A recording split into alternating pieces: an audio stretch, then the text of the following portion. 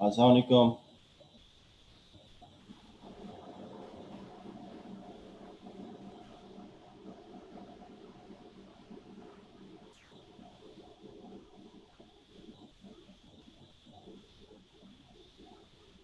जी, अस्सलाम वालेकुम। Can you hear me? जी शहजाद साहब। जी जी, बस थोड़ा सा जी नादिर साहब, क्या हाल है?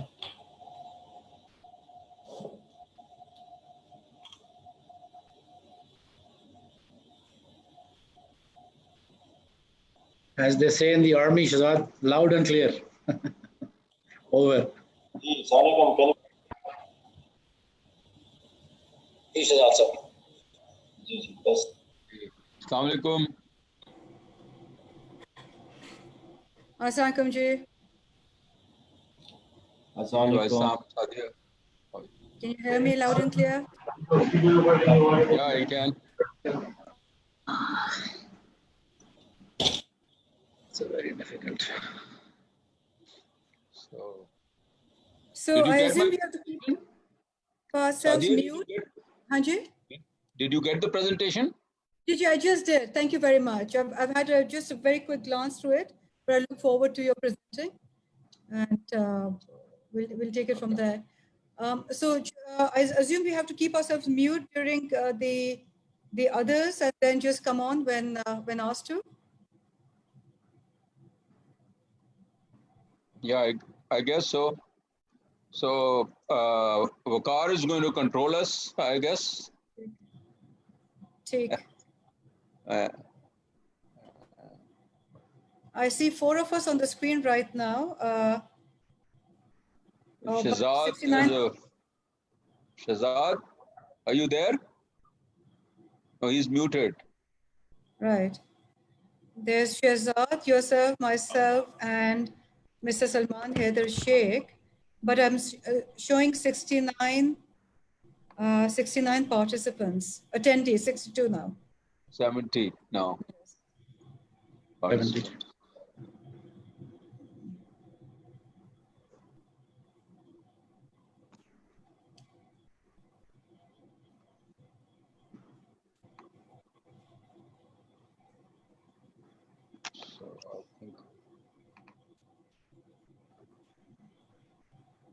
So we can, I think, rejoin. I'm just muting myself once Veqar and others joins, and I think in 5 minutes rejoin. Same here.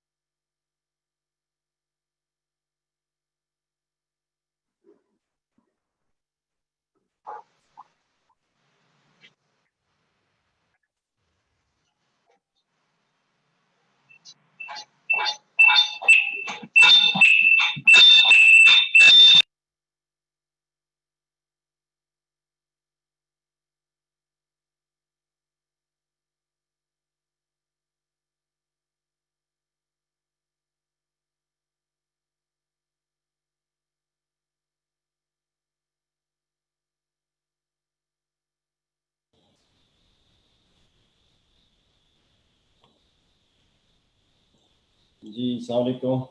Veqar sir, are you there?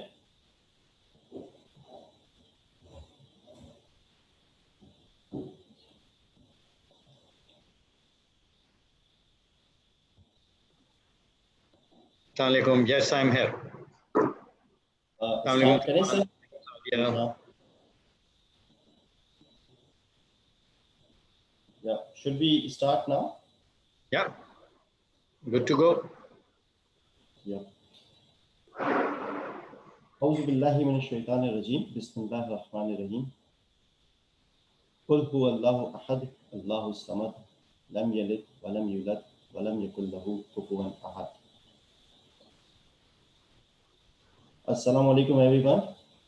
Today our webinar is on corporate governance in Pakistan. So we are live with this. Let me introduce our moderator and the panel. So our moderator for today's webinar is a very well-known name, Veqar Islam. He is a director and CEO with Jafar Business System, President Touchpoint Private Limited, member Policy Board SECP, founder of Hisab-Kitab, and member of PM's Task Force on IT. So Veqar साहब को आप सब जानते ही हैं, हमारे साथ पहले भी 3-4 webinars करवा चुके हैं. He is an excellent moderator. Our first panelist for today is Mr.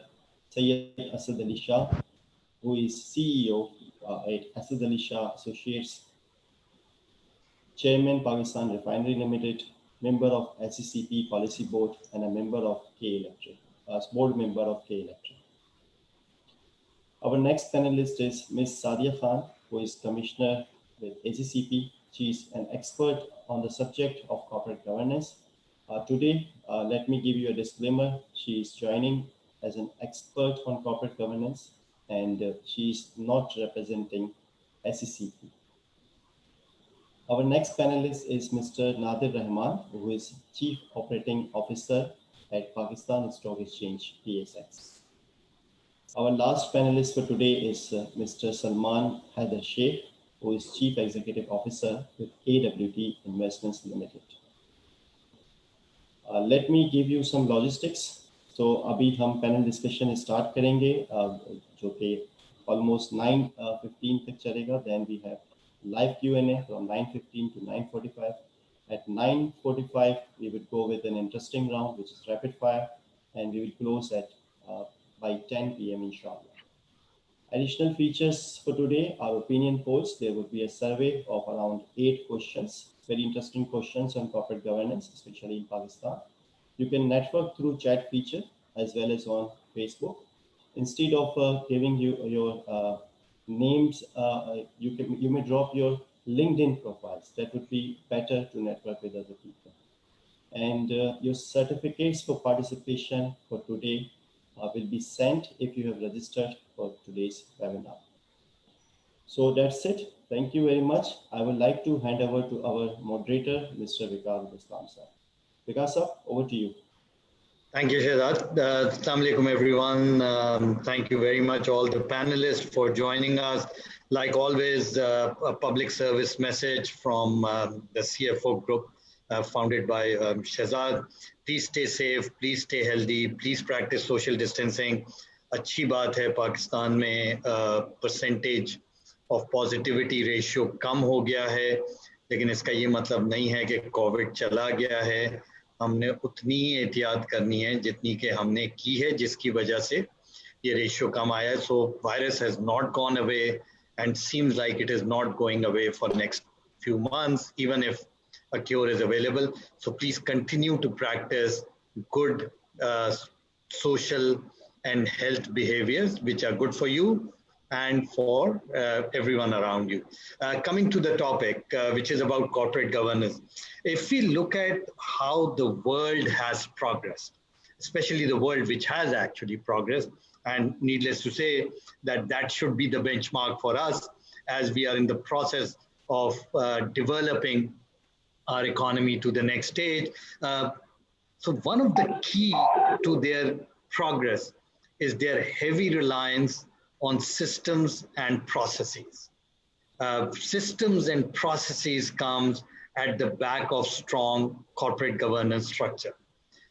जितने भी आप corporate structures देख लें दुनिया के top companies of the world, all of them follow a very strong governance structure, a very strong reliance on systems, process, policies.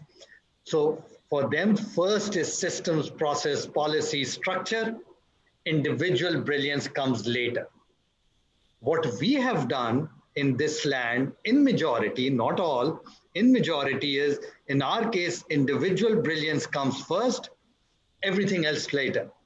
Hence, as a consequence, what has happened is that our reliance on systems, processes, governance has gone much lower than what it should have been. As a result, we have not grown or we have not lived up to our potential. So it's cardinal that we understand that corporate governance or strong corporate governance is directly linked to sustainability of economy, sustainability of business, growth of business, scalability of business. If we don't focus on it as a country, as economy, as corporate, and I honestly don't care whether you are a big company or a medium-sized company or a small company. In your own sphere, you need to have strong reliance on creating systems, processes, governance structure, follow that governance structure. That is the recipe of success. That is the recipe of growth. That is the recipe of sustenance. If you don't believe me, follow the global corporate structure and you will understand why they have grown. It's the backbone of how economies and corporates go forward. Hence, this topic is incredibly important for people and audience to understand. And I think we have a panel which is top-notch expert of the country on this subject. Each one of them will be sharing their experiences. Each one of them will also be sharing their insight, and will hopefully try and convince all the audience out there who will be looking at these webinars as to why corporate governance is so important, why structures are so important, why it is important not to just believe in individual brilliance, which by the way lives and dies with individual. Corporate governance sustains. It is not dependent on an individual who can always take the organization or economy to the next level, but structure enables you to reduce your dependence on individuals who are driving the organization. So the way we'll conduct it is that I'll first request Asad Ali Shah, who is very well introduced, very big name, very credible name in terms of economy, subjects on economy, governance, the processes, systems, and a true futurist.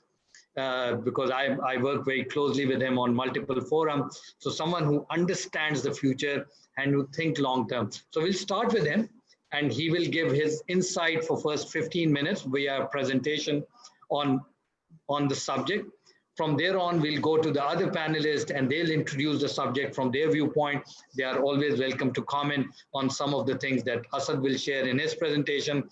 Once all panelists are done, then we'll move towards question and answer. So I'll have some questions for each one of them. We'll take audience questions as well, and then we'll move to the agenda as Shehzad outlined. Asad, if you are online, may I request you to take over from here? Asad Ali Shah. Thank you very much, Veqar, for that very elaborate introduction, as well as, my introduction. I think you have very well described the subject of corporate governance, very concise and very brief. So you wanted me to describe more corporate governance. I think there is not much left to say on that. You have already very elaborately, I will just be repeating you, except that I have one minor, with all apologies, with minor adjustment. Totally agree with what you said, but I think with structures and processes, people are very, very important. So it's the corporate governance is structures, processes, and the selection of right people for the right job is the crux of the governance. So with that, I will request Shehzad to enable me my presentation, because it says host has disabled my presentation. So I don't remember my presentation. I'm dependent on the presentation. So can someone please you can share. allow me? Yeah, please, you can share. Okay, thank you. So are you able to see the presentation? Yes, you can make it. इसमें आप इसको बड़ा कर दीजिए. नीचे जो एक icon है. Presentation mode में कर दें sir. It's very visible. So, yeah, great, excellent. So is that clear? Yes. So this is the presentation I have. In fact, largely based on the presentation I did in a seminar which was organized 5-6 months back by Sadia when she was heading PICG. So the focus of this presentation is really, I mean, and these are the contents. I will just, I think first one you have already elaborated why we need corporate governance. So I'll, in order to meet my time commitment, so I will be skipping some of these slides. So I will give a background of our journey of last 18 years of corporate governance, what has happened in Pakistan, and then you know what are some of the things missing in our corporate governance which should be considered, and the next thing is I will also discuss there have been 2 surveys on corporate governance in Pakistan. One was the 2007 IFC survey, and the other recently done by PICG when Sadia was leading it. So I will describe few conclusions from IFC survey because I think largely the comments of the stakeholders remain the same. The focus of PICG survey was a little different. And then I will, with that, I think I'll conclude and I'll talk about the way forward. What should be the approach? So that's the broad presentation. Now, broadly, I mean, why do we need corporate governance? There are 2 objectives, broad objectives of corporate governance. You already elaborated that. One aspect is performance, which is the objective of the good corporate governance is that it should, you know, result in a business creating value and achieving the business objectives, which is the corporate profit and long-term shareholder value.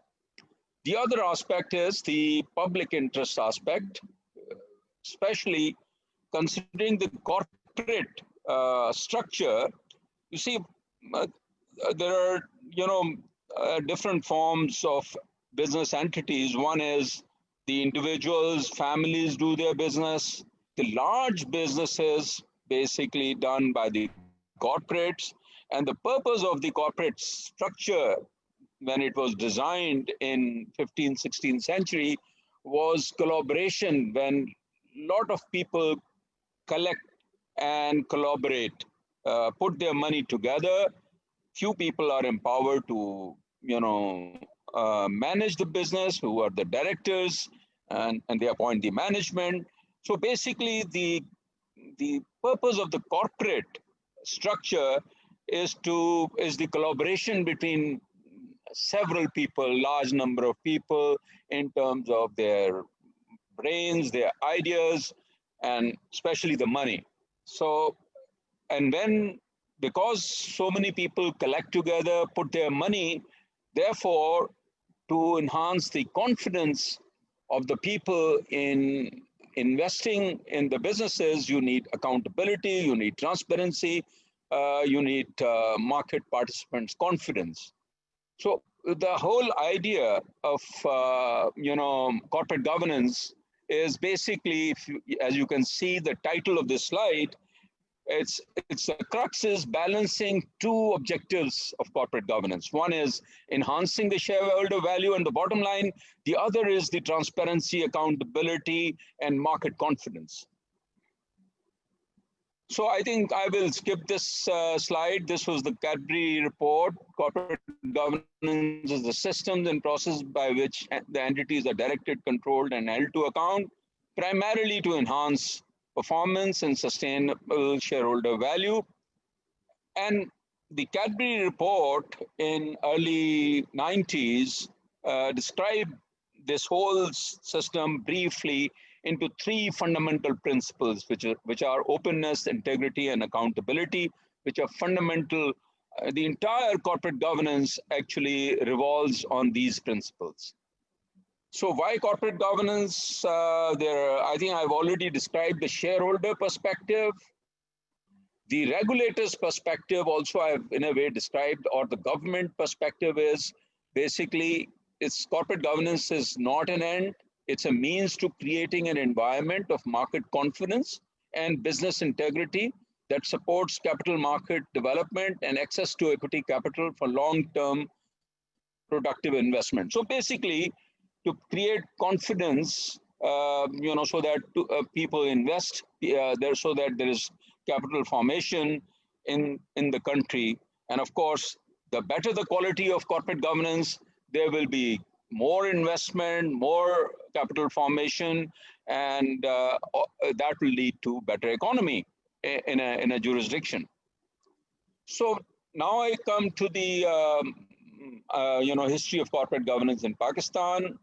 Started this journey in 2002. In fact, this entire thing started with a seminar that was a conference that was organized by the Institute of Chartered Accountants of Pakistan I think that was in 1999. And the chief guest in that conference, and this was on corporate governance, and Professor Marvin King, a very famous personality from South Africa, he was the chief guest.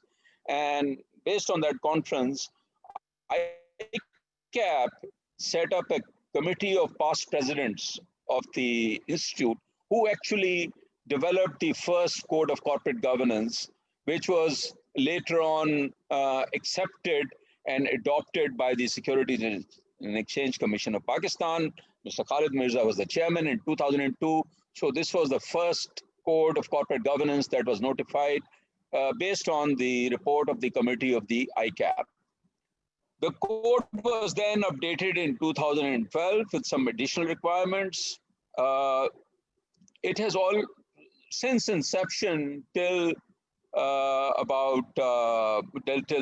till September 2019, it has been enforced as part of the listing rules of the PSX, and it was basically rule-based framework.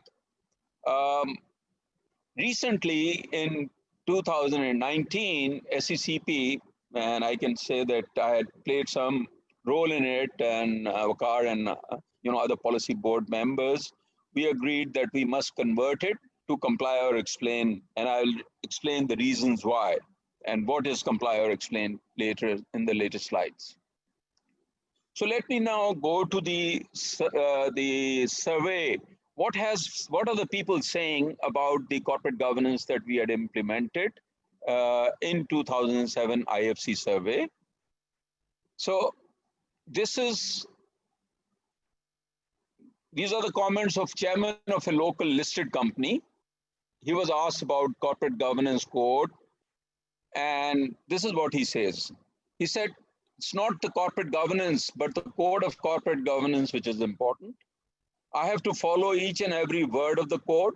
I do not understand why independent directors, audit committees, internal audit and company secretaries are important, but the code wants them and I need to have them.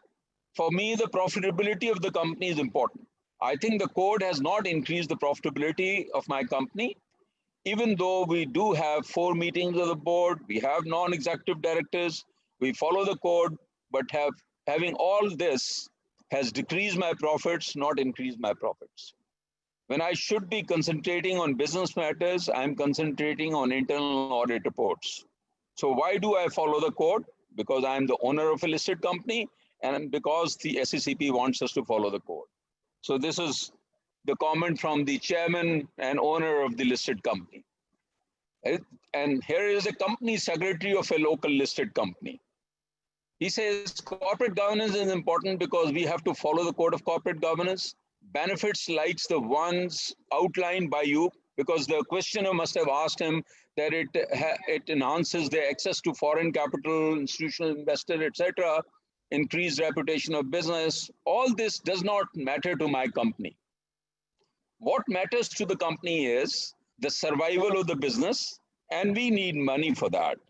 We can take a loan from the bank at any time, and they're not worried about our corporate governance practices. So why do we need to think of foreign capital or increased reputation or better governance?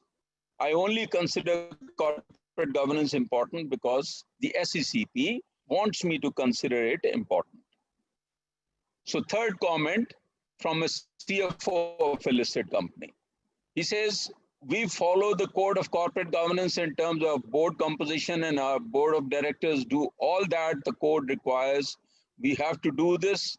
We have board meetings. We have separate CEO and chairman. We have non-executive directors who may be considered independent, but there is no compulsion to have non-executive directors. The code wants the board to approve annual reports, remuneration, strategy. Thus, most of the board's time is spent in approvals. The board hardly gets any time to think of vision, succession planning, long-term strategy, new business opportunities, going global, etc. The board has human beings, not robots, who can comply with the code and also think of succession planning and vision. The code is more important than anything else. So very interesting comments. And this is IFC survey, by the way. So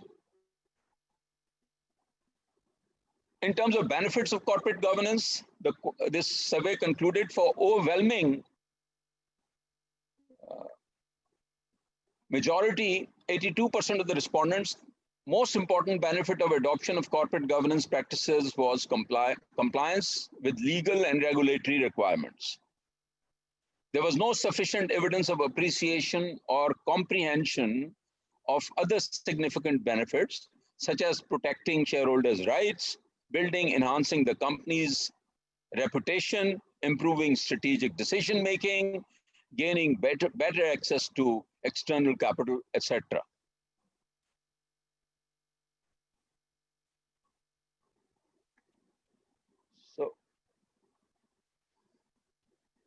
So one aspect that this is very important aspect in corporate governance. Actually, if you look at the corporate governance in most jurisdictions, it is the institutional shareholders who play a key role.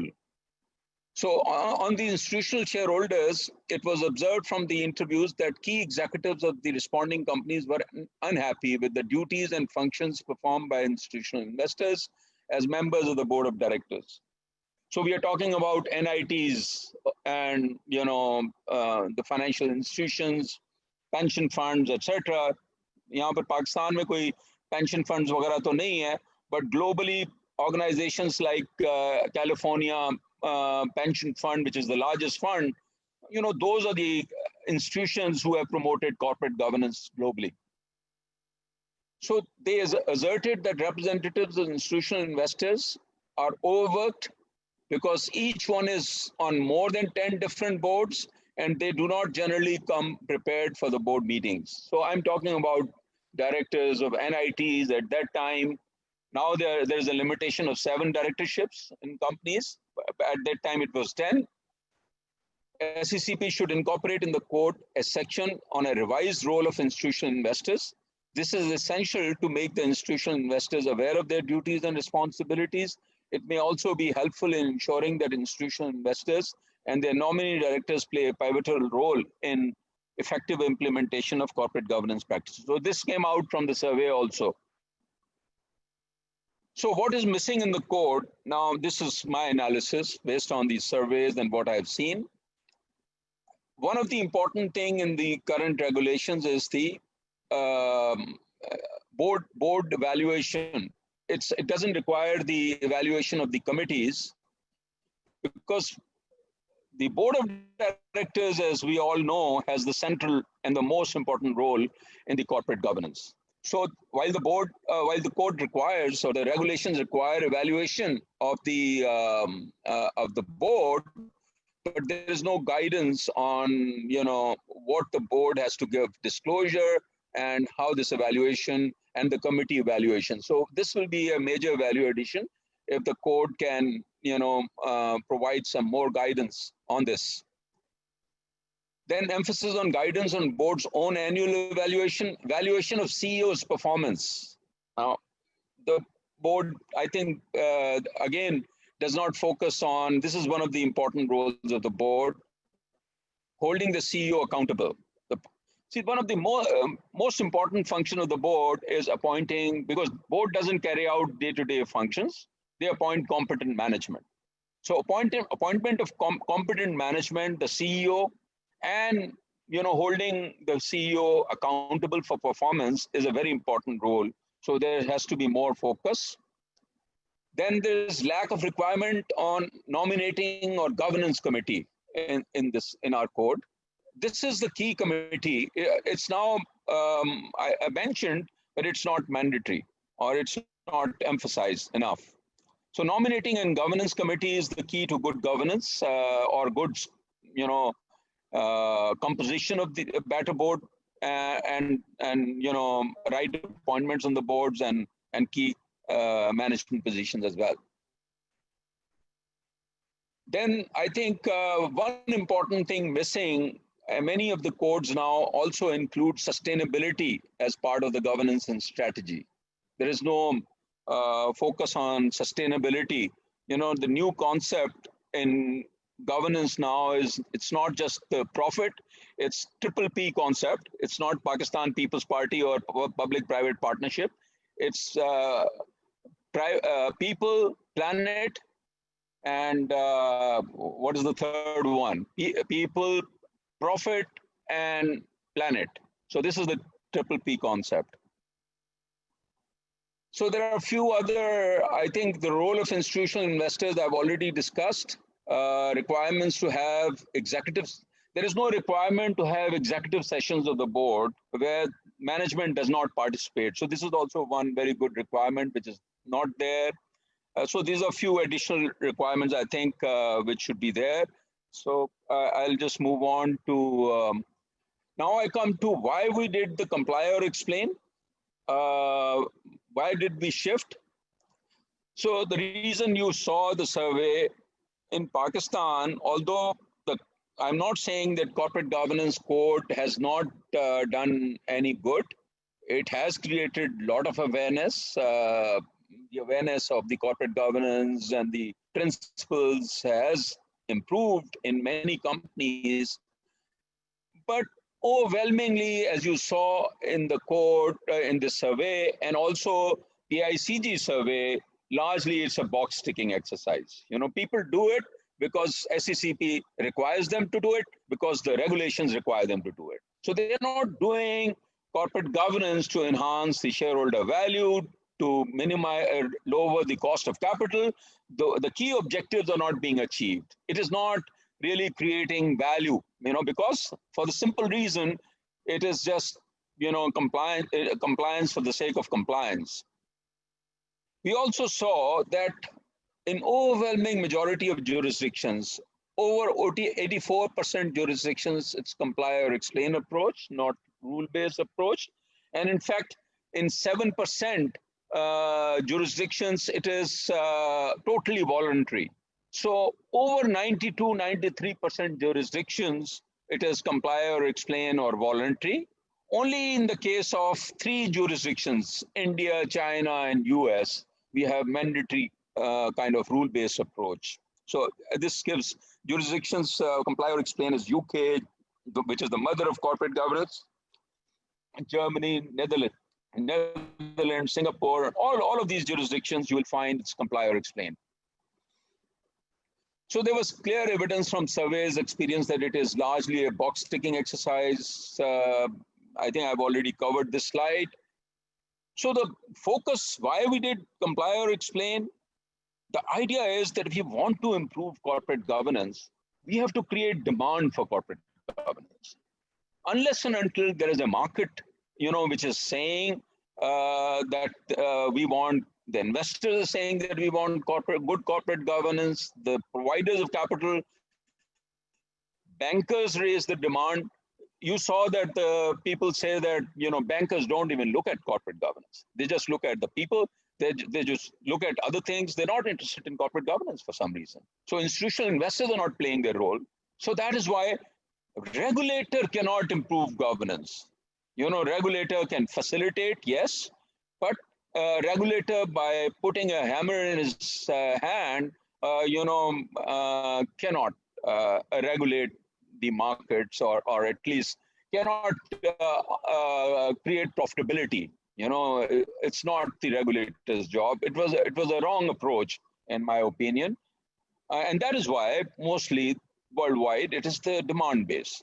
So the whole idea is we have to change the approach. We have to create awareness. We have to create market for corporate governance so that investors give premium to the companies who have good corporate governance. So that is the reason. And here, the role of the institutional investors, institutional shareholders like NITs and the banks and frontline regulators, and you know, all of these people have to put together and work together to create demand for corporate governance. And believe you me, if we do that, I think the value of our markets and capital formation is likely to go up. We will really have significant benefits of good corporate governance when there is demand for corporate governance, not by making rules of corporate governance. So finally, my last slide. Again, one reason why we made it comply or explain and few mandatory provisions now under the regulations is that one size does not fit all. You know, we had same corporate governance for small listed companies, textiles, and other companies, as well as very large companies like banks or financial institutions also.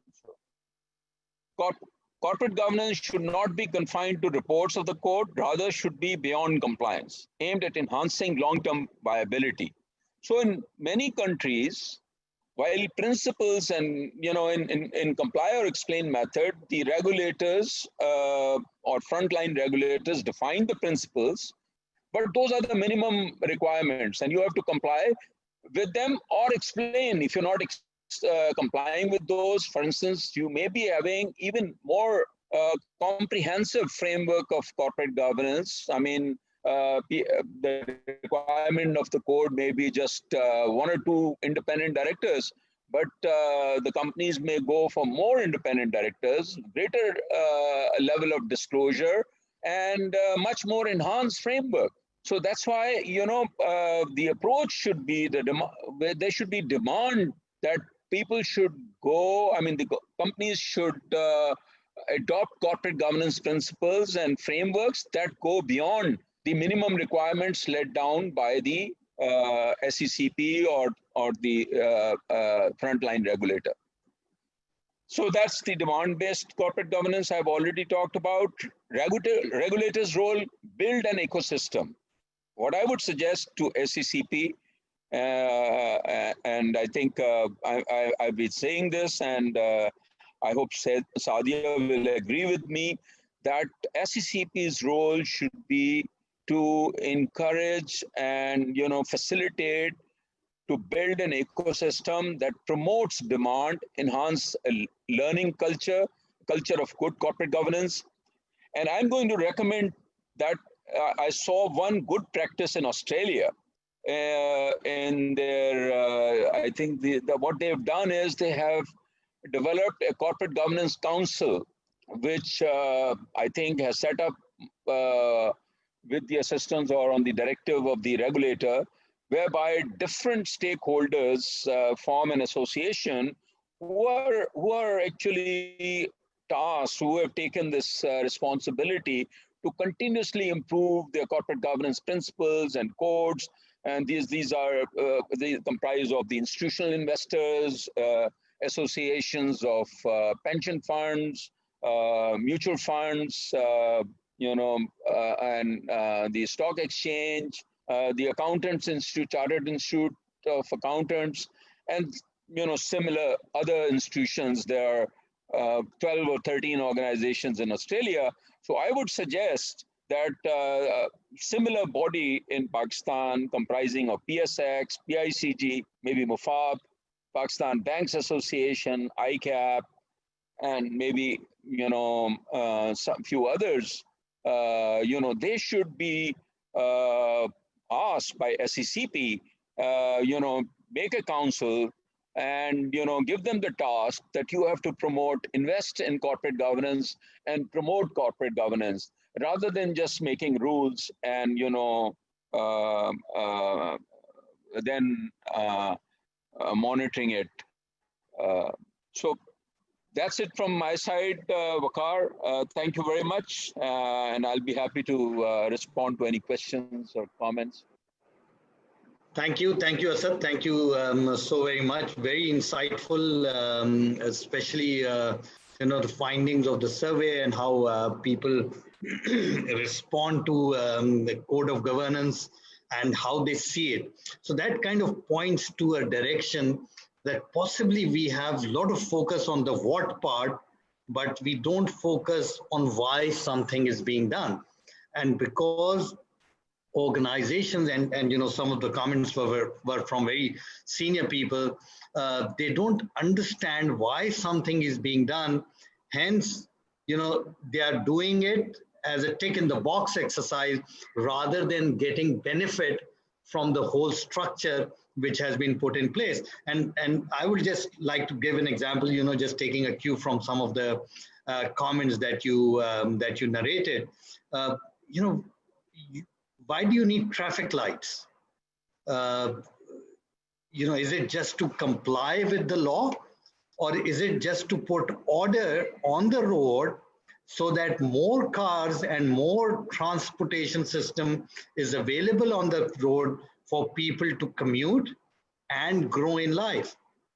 Although you may very well come back and say, oh, I have the car, I'm on the driving seat, why can't I just go? Why should I stop? So structures are there to help you pace yourself better, to help more people get into the system so that the size increases and help you grow once the size increases. And this is just one of the examples.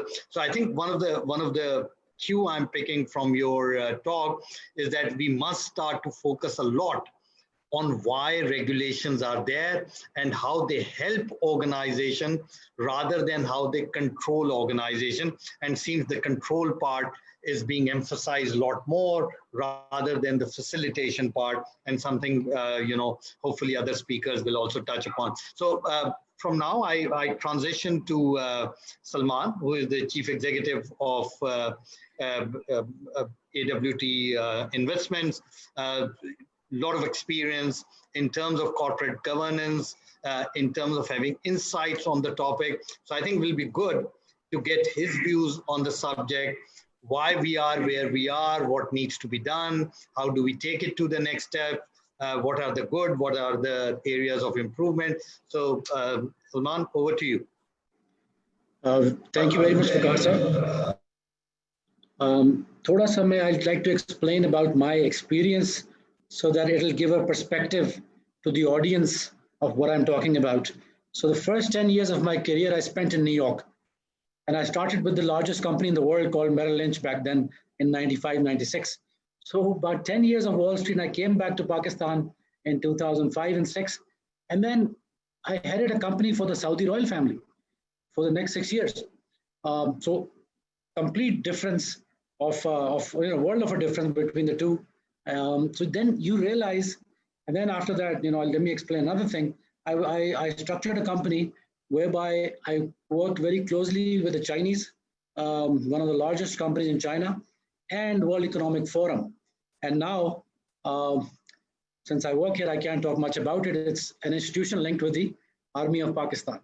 Now, having said that, they are so different in nature, and they're so different in terms of their approach, that corporate governance is certainly something we talk about. And believe it or not, I was asked this question by one of the topmost generals in our country, that, what is the difference between the corporate governance in America and you work for the South doing these things properly? And my answer to them was as well that, let's not compare ourselves with companies and a country which is probably in my opinion, maybe 150 years ahead of us, at least, in terms of some of the basic structures. And back then, when I do realize that the CEOs on Wall Street itself and in America, they used to say, my job is only one, and that is to increase the shareholders' value. So if the CEO is putting his number one goal as this shareholder value, then the entire organization's goal would be aligned to that, right? But, and I'll come to this again, but in America, if we compare ourselves with the mature market, the entire set of rules, the entire structure, and I'm happy that you talked about the traffic lights. I mean, the way we follow our rules in terms of the traffic lights are absolutely different in Islamabad versus Karachi. So yes, the rule regulation is there, but if you take it out of context, or you don't have the overall umbrella of rules and justice system in place, when Adam Smith said in 1776 that if you give me the justice system, I'll give you an economic model, an economic prosperity. 1776 and 2020, we're talking about it. We're trying to build it. So yes, we're lacking. The corporate governance structures would have your accountability, your fairness, and your transparency, your third-party validations, your assurances, and the leadership and the stakeholders I would combine, because I think the leadership and the stakeholders, whether internal or external, all of them, they have to do with the leadership itself. But if you don't align all the rules and regulations, as Asad Saab said before, it should be in a friendlier approach rather than as a governance approach that you have to implement this. And you've seen comments from the company secretaries and the chairman of board and CFOs, why am I doing this? Same question is asked in my organization, that being a non-banking financial company or a specialized company, 30% of daily work is paperwork. And that is non-productive. And obviously that's not my opinion, and that's not how we practice it. But just by looking at the perspective of all these rules, regulations, and following the code, that's what people have as a perception. And if you compare yourself to some of the other sectors, which are also listed on the stock exchange, but maybe not governed as meticulously, then yes, this is the comparison we run then. That, why am I being so meticulously managed when the other sectors, which are listed companies as well, are not so meticulously managed? So I'm representing, since I'm representing the private sector here, so this is why I'm trying to, give that side of the perspective of things. Now, having said that, I think the dynamic overall is changing.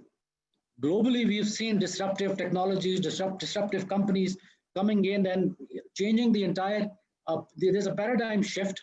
And not only that, they're changing the way we think and the way we live and the way we do business, the way we operate.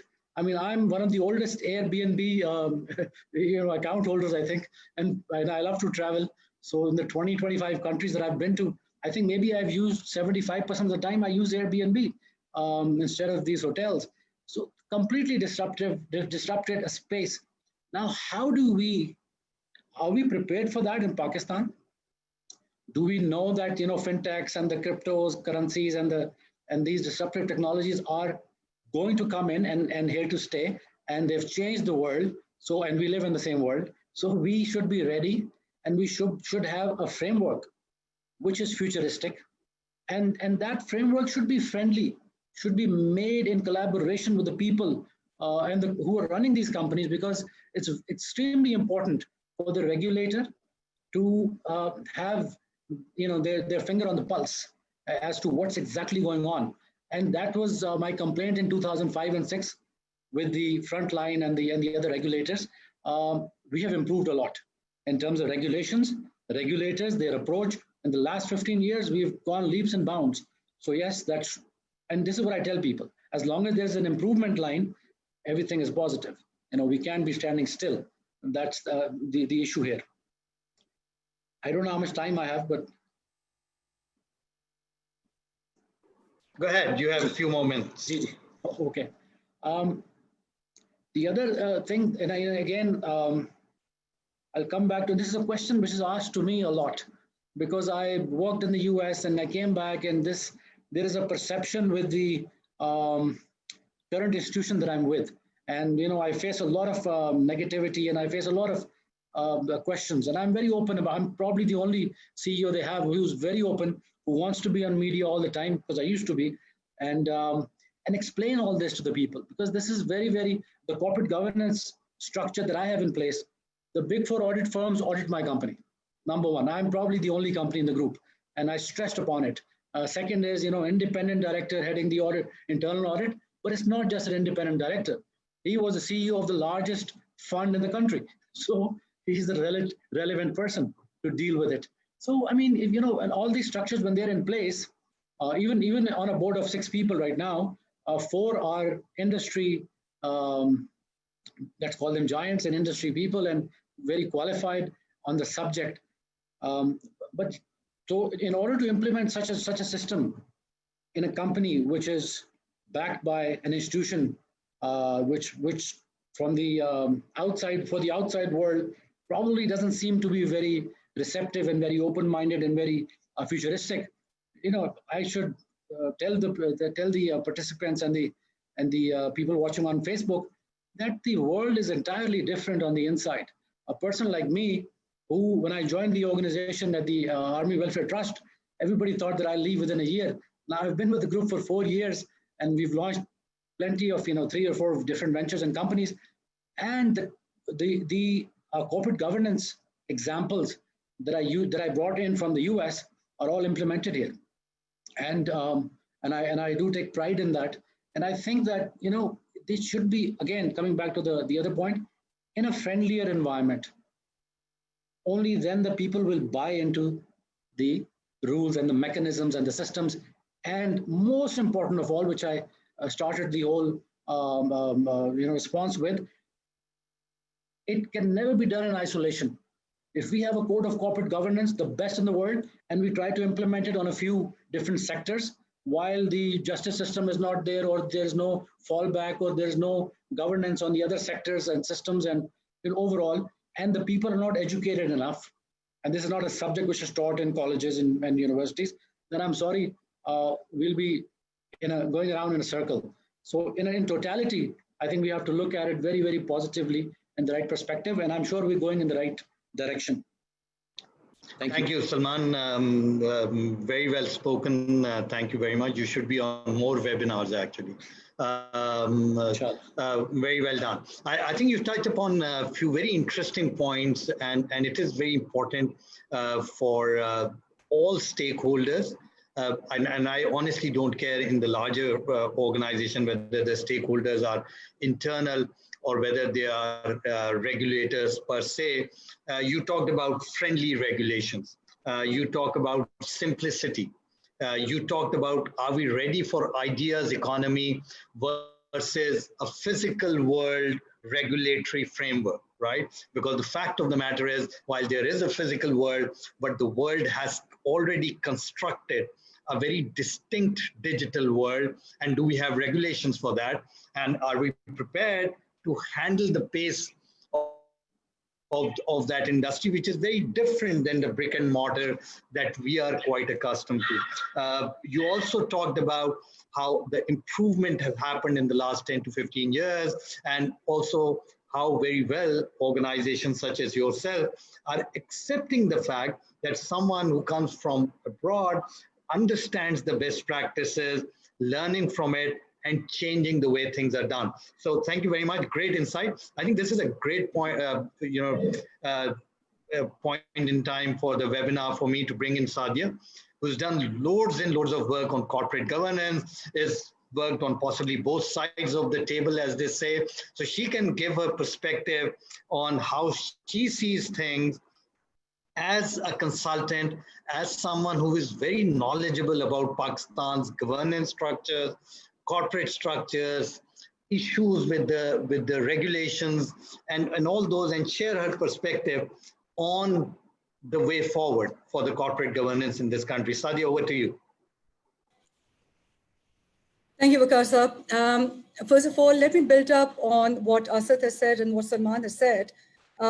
They have spoken about the past 18 years as far as Pakistan's regulatory history is concerned, and also the personal experiences from having dealt with corporate governance since the early 90s.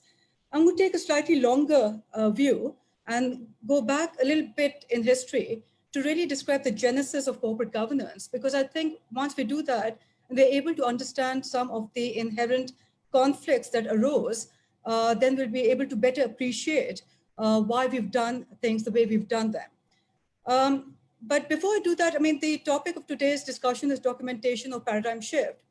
And in my humble opinion, I can really see four events in history which created a paradigm shift in the way we thought about corporate governance. So let me actually take the first event, and that is actually the Joint Stock Companies Act of 1856. So I'm going way back in history. Now, what did that Joint Stock Companies Act of 1856 in the UK do, which is the founding piece of modern UK company law? It was based on four main principles. The company, for the first time, became a person in its own right. There was separation of ownership from control, and there was continuity of business guaranteed beyond the original owners by virtue of that, and limited liability was introduced. Now, what happened by virtue of this was that certain conflicts arose, because now you had a separation between those who owned the business, i.e. the myriad shareholders who came in to invest the money, but also the owners or the managers who were charged with the day-to-day operations. Now, the three main conflicts which have been identified as the root of corporate governance. One is this principal-agent conflict. The principal are the shareholders interested in high profits, low risk most of the time. The management, on the other hand, the agents, maybe other things like prestige, power, empire building. I mean, we can see real-life examples over the course of history, but that was the real root of the conflict between the principal and agent. The second conflict was a distribution problem. There were finite resources at the disposal of both the company as well as the economies, but there was infinite demand. So how do we really see where to distribute these scarce resources within the many demands of the population and within the company's objectives as well? The third is what Asad also spoke about, the firm's role in society, the conflict between corporate social responsibility and shareholder value. And over time and over history, we see that the discussion on corporate governance has gone from just maximizing shareholder value to really looking after all stakeholders, internal and external. So these were the inherent conflicts of interest that were identified because of the developments. Now, the way the companies were formed in the 9th century is more or less the way it chugged along for many years. So the next event in my mind really was not till the 1970s. And this is when corporate governance, the word itself, was defined for the first time by the US SEC. I think it was 1976. And within the next 2 decades, a lot of the academic literature started focusing on the definition and the principles of corporate governance.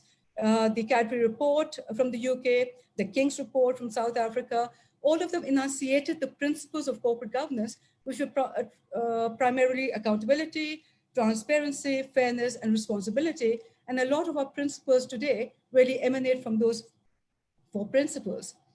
Now, the third event which caused a paradigm shift was the Asian financial crisis of 1997. And incidentally, that is the time that I started focusing on corporate governance myself. I was working for the Asian Development Bank in Manila at that time, and we realized that one of the importance of corporate governance in preventing systemic risk and crisis and confidence. And a lot of the programs that we defined were really to try and improve corporate governance within the corporations and within the economies that were members of the ADB at that time.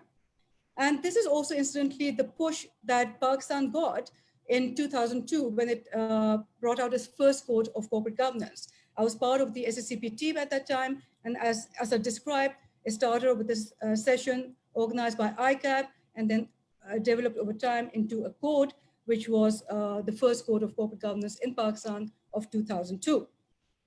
Now, the fourth event in my mind is the 2008 crisis, the collapse of Lehman Brothers. And again, a little part of my personal history, that was my first job. I used to be very proud that I started my career in New York as well, until of course, many decades later, that institution went down. So Salman, just a word of caution, when you say that we bring in principles from overseas, including the US, it's not always the best principles. Lehman Brothers, I think, would have learned a lot from other jurisdictions as well. So these are the 4 events, I think, in my mind, which caused paradigm shifts in our thinking and our acceptance of corporate governance. And you will see those changes also reflected in the way we designed the code from 2002 to 2012, subsequently to 2017. Now, what happened after 2008-10 crisis was that because of the collapse of Lehman Brothers and others, the regulations were tightened in jurisdictions such as the US, the Sarbanes-Oxley. They really went to the other extreme. And there was a lot of administrative burden placed on the corporation itself to prove adherence to best corporate governance principles. So basically, the pendulum shifted a bit on the other side. So when Asad talks about the feedback we got from the various surveys that took place, people saying it's a box ticking exercise, we are just complying with the code rather than with the principles of corporate governance, it really emanates from the fact that maybe regulations have shifted a bit too much to the other side. And there was a need to bring the pendulum again a bit center, i.e. the ease of doing business and reducing the cost, the administrative cost of adhering with best corporate practices. And that is where the latest version, i.e. between the comply and explain, was introduced. Instantly at that time, I was with the PICG. I did feel, and I still do feel, that that also needs to be seen in terms of where we were in terms of our corporate maturity at the time and our own understanding of corporate governance. Whether the timing was right is a big question mark in my mind, because I do feel from the comments that Asad has shared from the survey, it's not so much about excessive regulation or the box-ticking approach. It is also about the lack of understanding and the appreciation for the business case for corporate governance. So if anything, we have to create more business cases to describe what are the major benefits of corporate governance. And really, they again, 4, enhance operation and financial efficiency, reduce cost of capital, greater access to capital, and of course, enhanced reputation and branding for the corporation by following the best practices of corporate governance. When we're able to illustrate these by real life examples, that's the way we are able to convince others to follow. We can't convince them by just asking them to follow regulations. We can't do it by reducing the scope of regulations. We really need to invest more in education and awareness to make sure that people understand both the inherent conflicts that exist in our corporate culture, but also the potential benefits of enhanced corporate governance for them to move in that direction voluntarily and demand-induced rather than pushed by regulatory remit. So those are just my opening remarks about just going to the basics of corporate governance and to where we stand right now. Happy to delve in any of these further down the road. Thank you. Thank you very much, Sadia. Very well spoken, very articulate, talked about, some of the events in the history which changed the paradigms, talked about the 4 key principles, why corporate governance and corporate regulatory framework is important, and, the need to shift the pendulum from one extreme to more balance rather than to the other, as has happened, especially after 2008 and the collapse of Lehman Brothers and others, as we saw during the recession time. So this is, a good time for me to transition to the stock exchange people and see how they feel about the state of corporate governance in Pakistan, because they deal with listed companies, they interact with them literally on a minute-to-minute basis.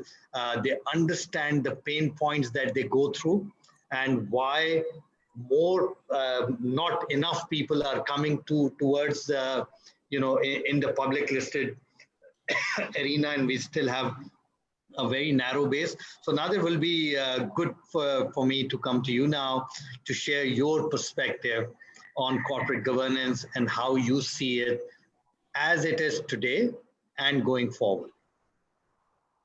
Thank you very much. I hope everyone can hear me. I had some computer problems, but it seems to be okay now. If you can just speak a bit louder, Nadir, that will help. Is that better? Yeah. Yes. Okay, great. I think, Veqar Sahab, I'll come straight to your first point about the stock exchange itself. we see companies, I mean, as you know, our regulatory side is fairly substantial, and we do monitor companies for their compliance with the code. Having said that, we are generally willing to allow companies, unless it's a mandatory kind of violation by a listed company, we will give laxity in this comply and explain approach. In fact, I think the SECP has come up with a fantastic new code. The 2019 code is क्या कहते हैं, is very viable. It's not very difficult for companies to comply unless you don't want to comply for whatsoever reason. And to that, then you would have to say, okay, listen, when you took public equity, जब आपने list किया stock exchange पे, तो आपने third party का पैसा लिया. जब आपने third party का पैसा लिया, not as bank debt. देखिए पीछे वो, when Asad Shah was giving his presentation on IFC, there were some comments from a chairman of a listed company. One of the comments was, as the owner of a listed company, now that mindset has to change. Once you list, you are no longer known as an owner. You are the major shareholder. You could own 99%, but somebody else owns 1%, and that 1% has rights. I mean, it could be a nuisance as well, a nuisance shareholder जो सिर्फ आपको तंग करना चाहता है, ऐसे भी होते हैं और सारी दुनिया में होते हैं, including Pakistan. But once you've done that, then you have obligations to the minority who have given you money. When you say bank, say I can get money anytime, the bank money is secured. The bank has assets as collateral, and the bank can sell those assets if you don't pay the loan back. The shareholder really has no recourse. So when you list, you have to do certain minimum things. And I think the Code of Corporate Governance in Pakistan has been very, very well drafted this time around. And companies that have a problem with this on the mandatory side then should reconsider being listed, frankly speaking. Of course, we want to encourage more and more companies to come, and you would have noticed in the last month alone, 2 new companies have conducted their IPOs. Both have been oversubscribed, and both will list. In fact, I think one will list by Thursday or maximum the day after Eid, and the other one another week or 2 later. So जो अब आ रहा है, they understand the value of equity. In many cases, it is also, okay, I need funding for growth, and I am willing to comply with the requirements of listing, which includes adherence to the code of governance. And so that, I think, will be encouraging. I think this year you may see another 4 or 5 companies coming in because people understand the value of equity. अब आप अगर एक private business रखते हैं, you do need capital, but you are running it in the traditional ways. The world has changed, and you need to keep up with the times. जो सादिया कह रही थी, the 4 or 5 global events that created more awareness in this direction. Nadir, just closer to the microphone, please. Yeah, thank you. Sorry about that. Sorry. क्या कहते हैं? The 4 or 5 events that took place, which Sadia mentioned, I think woke up the world as well, and Pakistan, of course, is never far behind the world. So, हमारे यहाँ जो है, ये जो आप बात कर रहे थे ना, of comply and explain, I prefer to call it, if not, why not? So, if not, why not? I mean, you have a list of things to do. So, either do them or explain why you cannot do them. There are many companies listed. More than 70% of our companies, if you take out the regulated sector like financial services, the banks and the NBFCs and others who are under a microscope anyway through different regulators, Baki 70% or so is majority family owned and controlled through either the first generation or the second generation, and sometimes the third generation. Now, they have been doing business in a certain way for a number of years. They have been, no doubt, they've been successful. They've made profits, they've built empires, and so on and so forth. But aiste wo bhi shift kar rahe hain. If you talk to many family majority-owned companies today, when their children study and come into the business, many of them make them start at the bottom to see, look, if you want to run this company, you need to earn it. Otherwise, you can hire somebody from the market to run it better. So ये shift आ रहा है by itself. I mean, everywhere you will have exceptions. Maybe 10-20% will be very, very unhappy with the code. कि जी हम CFO कैसे रखें जो 7 साल experience हो और ये हो वो है. those are just excuses, frankly. You can do all those, and if you have a very good reason for not doing them, I'm sure the SECP will listen. I mean, it's a regulator, not a jailer. So it will actually listen to your problem and then give you a solution. And if there is no solution, then unfortunately you will have to comply. And those are some of the things that you have to do if you are a listed company. So listed companies must take it very seriously. वो पुराने दिन अब खत्म हो गए कि आपने company लगाई और फिर 4 घर ले लिए लंदन में और कहा जी वो फैक्ट्री डूब गई और ये हो गया वो हो गया और आप भाग गए. वो खत्म हो गया. Today's world is very different, and you'll see, and I think you see it in the kind of companies that are going to be coming up for listing. Some of them, actually, 1 or 2 very large family businesses have been talking about coming onto the stock exchange. But what they have done before initiating this dialogue is they have actually changed their practices within the company. Look, if we are taking public money, we need to run the company in a certain way. And the way is, kind of prescribed by the code and general other good business practices. So I think that's all I really have to say, unless, in the question and answer, if there's more to come up, happy to answer any questions. Thank you. Thank you very much. And Nadir, again, very practical insights. And again, good to know that companies are coming up. And we have seen a couple of them already, and hopefully more are coming in. So we need a lot more so that the base grows up. But I think the key point, and you talked about family business as well, is that, people saying that corporate governance is only for public limited companies because they are on stock exchange. That's a wrong perception. Corporate governance or having reliance on systems and processes is for all companies. It doesn't matter whether you are a small company or a medium company or a private company or a large public sector company. You need to be governed through a structure, and it helps you sustain, it helps you grow, it helps you bring a structure which is dependent, as I said initially, on systems and processes, and not just on individuals, whereby the sustainability gets questioned the moment the individual shifts from one place to the other.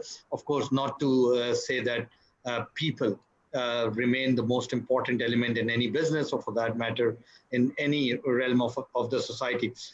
Since we have limited time, and I see a lot of questions have already come in, so I would avoid asking questions to the panelists on my own. I want to take more questions from the audience, and I will go to each of the panelists for various questions. So please be ready for the answers. I want to make a quick announcement. So currently our reach for the webinar is close to 7,000 people. So as of now, 7,000 people are benefiting from some of these expert opinions that you have heard. In answering questions, one of my requests to our panelists is to talk about the future and how having strong corporate governance framework, whether mandatory or not, is essential or is important for the businesses to be more forward-looking as we get into the future. So the first question is, are board of directors really independent? And how can we secure rights for minority shareholders? I think I would go to Asad and Sadia for this question. So Asad, you can go first. Sadia, you can then complement Asad on the points that he makes. Asad, can I have your views on this? Thank you, Veqar. It's very, I think, important question. And I think perhaps the person who has asked the question, he knows the reality, और नादिर साहब भी इसको confirm करेंगे और सादिया भी करेंगी कि ज़्यादातर हमारी जो family owned companies हैं उसमें independent directors जो हैं वो वैसा ही है. Let me just relate to you a story. When this global financial crisis happened, at that time, I was on the IFAC, International Federation of Accountants Board, and I was also chairing this group, United Nations Group on Financial Reporting called ISAR. It is Intergovernmental Group on Financial Reporting. So we had, in 2010, we had a joint seminar on the causes of why these Lehman Brothers and others corporate governance failed. and I was chairing, incidentally, one of the sessions, and there was one speaker from US who was chairman of the Association of the Chairmans of the Audit Committees in the US. So he was asked, and at that time, the issue in US corporate governance, by the way, was, आपको अगर पता हो, पाकिस्तान में अगर आप देखें, ज़्यादातर companies are controlled companies, either controlled by the families or they are controlled by the public sector. You know, there are very few companies जहाँ पर जो major owners हैं उनका 60% से भी कम हो या 50% से कम हो, hardly any. In the US, you find that very large number of companies are not controlled companies. किसी के पास अगर 5-10% shareholding है तो बहुत बड़ी shareholding हो जाती है, and you know, too many kind of shareholders, so it's more dispersed.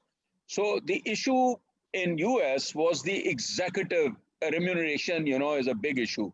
CEO की $20 million, $30 million remuneration होती है.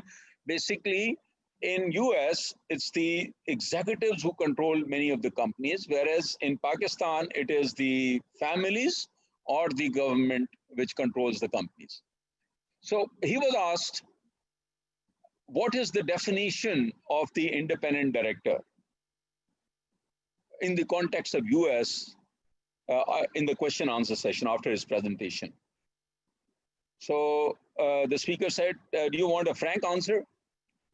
So the question, sabne kaha ki haan ji, we want frank answer. He said, in the context of US, let me frankly tell you that independent directors are the friends of the CEO.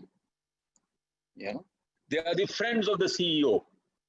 तो यहाँ पर भी जो है ना वो owner के friends ही होते हैं mostly जो है independent directors, and that is why I have proposed one of the, I think I didn't mention it, it is in one of my slides, that there should be a requirement that board should confirm a definition of the independent director to hai, but frankly speaking, most of the directors are not really independent, and independence in terms of legal form to hai, lekin in terms of objectively exercising the judgment, वो बहुत कम होते हैं लोग जो है ना, unfortunately, and that is the reason why, you know, most देखिए आपने वो जो traffic lights की बात की, I would take this opportunity also, जो traffic lights है ना वो तो rules हैं, वो होने बहुत ज़रूरी है, और वो ट्रैफिक लाइट्स वाला पार्ट जो कॉर्पोरेट गवर्नेंस का है वो ऑलरेडी हमारे फंडामेंटल लॉ में कंपनीज एक्ट में है.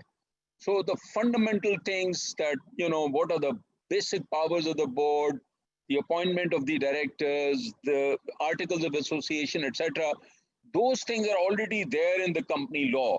The corporate governance principles go beyond those and much more detailed, and that's why they have to be practiced, promoted, that you know people need to be convinced that good corporate governance will help them, you know, it will create value. The value of the shares will go up. There has to be a premium of the companies because लोगों का confidence ज़्यादा होगा कि जहाँ corporate governance अच्छी है वहाँ पर the risk of collapse of the company is very low.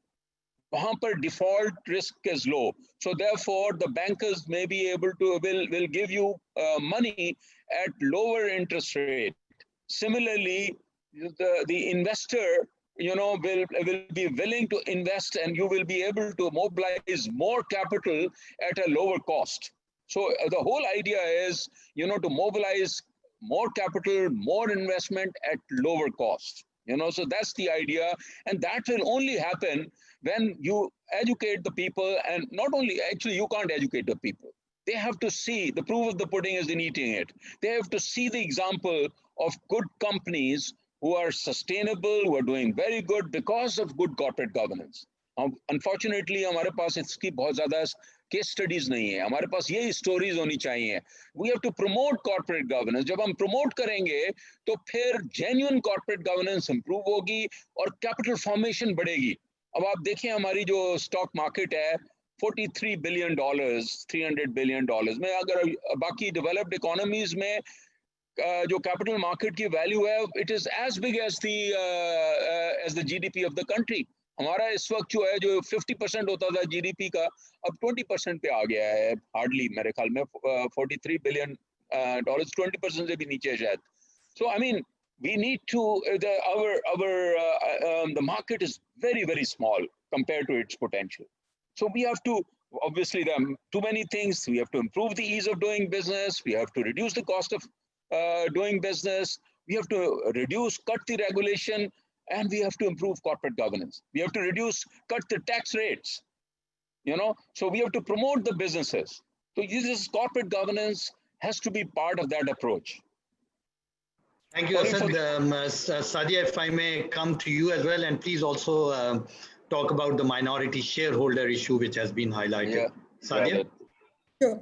So to the question of whether boards in Pakistan are truly independent, given that the level of concentrated shareholding in the country, and given that the election or nomination process of independent directors have to be with the blessing of the majority shareholders, one can very much think that the independent directors are somehow beholden to the majority shareholders, are not able to exercise independence. However, I've always said, and I still maintain, that independence is a state of mind. We can have a fit and proper criteria, we can have all the qualifications of independence, but if the person himself or herself is not going to exercise independence the way it's supposed to be, no amount of regulation, no amount of criteria is going to overcome that problem. Now, how do we make sure that we get individuals with that level of independence? It's in the selection process to make sure that they have individuals who value their personal integrity, their professional reputation, and are willing to take a stand in the interest of all the stakeholders, especially the minority shareholders, whose interests they are supposed to uphold as independent directors on the respective boards. So to answer your questions, I mean, the way the corporate culture exists, there are many things stacked against the exercise of independence. However, with proper education, with proper training, with proper selection and nomination, I think it is possible to distill the number of professional directors who are able to exercise independence and are able to represent the interests of the minority shareholders. That in a nutshell is my... Okay, thank you.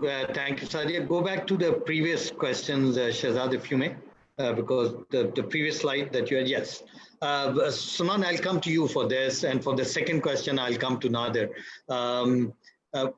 What, in your view, are the challenges for corporate governance in Pakistan, especially because you've seen both worlds, and as you mentioned, we are possibly 150 years behind. I mean, that can always be debated, but nonetheless, statement should get one thinking cap on. So what do you think are the challenges for the corporate governance in this country?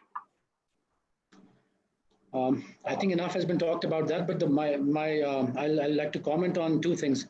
One is that, when we were in New York and Goldman Sachs or Merrill Lynch or Lehman Brothers, when people talk to me about Lehman Brothers and its fall, I tell them only one thing in one sentence. First, build a company that is in the top 3 in the world for 175 years, then we'll talk about why it failed. So number one. Number two is, coming back to this, the question that was asked, by a general was just to get a perspective on management, not corporate governance for sure. So I was trying to give him the differences in management styles. And obviously, corporate governance is a part of that, and it oversees it. The issues in Pakistan, as we discussed it, a large number of companies are family-owned. It's very hard to change the barriers, the mindsets, and I think it's the job of us professionals. I mean, there's a reason why I was hired by this institution to come in and run an NBFC, because I've run it before, and they could have easily hired somebody from within the institution to run one of the business ventures, as is a practice in the group. But they wanted a specialist to come in who understands the code of corporate governance or the NBFC rules and regulations or the different sides of the business and all the issues that you can face on a daily basis. why am I saying that us executives, we have to implement and inculcate this thing into the corporate culture? Because some of the board members are not as experienced or savvy within a certain mindset, framework, or the sector or segment they're in. Especially if you're talking about the second generation or the third generation running family companies. Some of them have been, educated in the best universities, and yes, they've learned and they're trying to implement. So it's a struggle within the family. While if we, as outside executives coming into the companies and running them, as Asad Saab said, we are not, in Pakistan at least, the executives are not in control yet. But we can inculcate this very, very nicely. And I'd like to cite another example. I think when we were forming our board, and I went to my chairman and I said, we should at least have a female on the board, and at least one. And then I looked at the other companies and we don't have any females. And he said, okay, fine. So you have to provide, me with examples from the industry. So I said, well, you are the group company, you have a huge HR department. It's their job to bring in the talent for your, wholly owned subsidiaries and other associate concerns and their boards. But at the end of the day, I suggested somebody who's been in the industry for 18, 20 years, and then she was on our board for a year and a half, and then she had to resign because of another assignment. So having a company and being audited by the Big Four, having a female representation on the board, and so on and so forth. I can cite many examples. But I think it's the job of us executives and not just the regulator itself, because by force, these things can't be implemented. And I do agree that a lot of these companies, the independent directors, are friendlier. And that's why I initially said that and gave the example of my own company, because the audit committee chairman, who's an independent director, is not only just a friend. He actually headed the largest fund in the country, and this is a fund management company. So all the relevant people are on the board, and this is the right spirit, and we're moving in that direction. Thank you. Thank you, Salman. As we have a lot of questions, so I'll request all panelists to be brief in their responses so that we can hopefully take all the questions that have come in. So other question, Nadir, I'll come to you, which was on the previous slide. What more can SECP do, or what can SECP do for training and development of board of directors about corporate governance? And I'm not going to Sadia deliberately, because you can bring in a regulatory perspective into this rather than a regulator perspective. So what more do you think can be done or should be done for better training and development? I don't think a lot more can be done, Veqar Saab. I think the rules have been notified. They are 20 pages long. So if you are the CFO, the CEO of a listed company, you should have enough brains to read them and understand. Secondly, there are 4 institutions that provide director training programs. I think ICAP, IBA, LUMS, and Institute of Corporate Governance. So it is out there for those who actually want to take this seriously. The tools are all available should you choose to utilize them. Okay, question for Asad, and then the second one I'll go to Sadia. How powers are shared and exercised by different groups in a public limited entity? What does corporate governance say?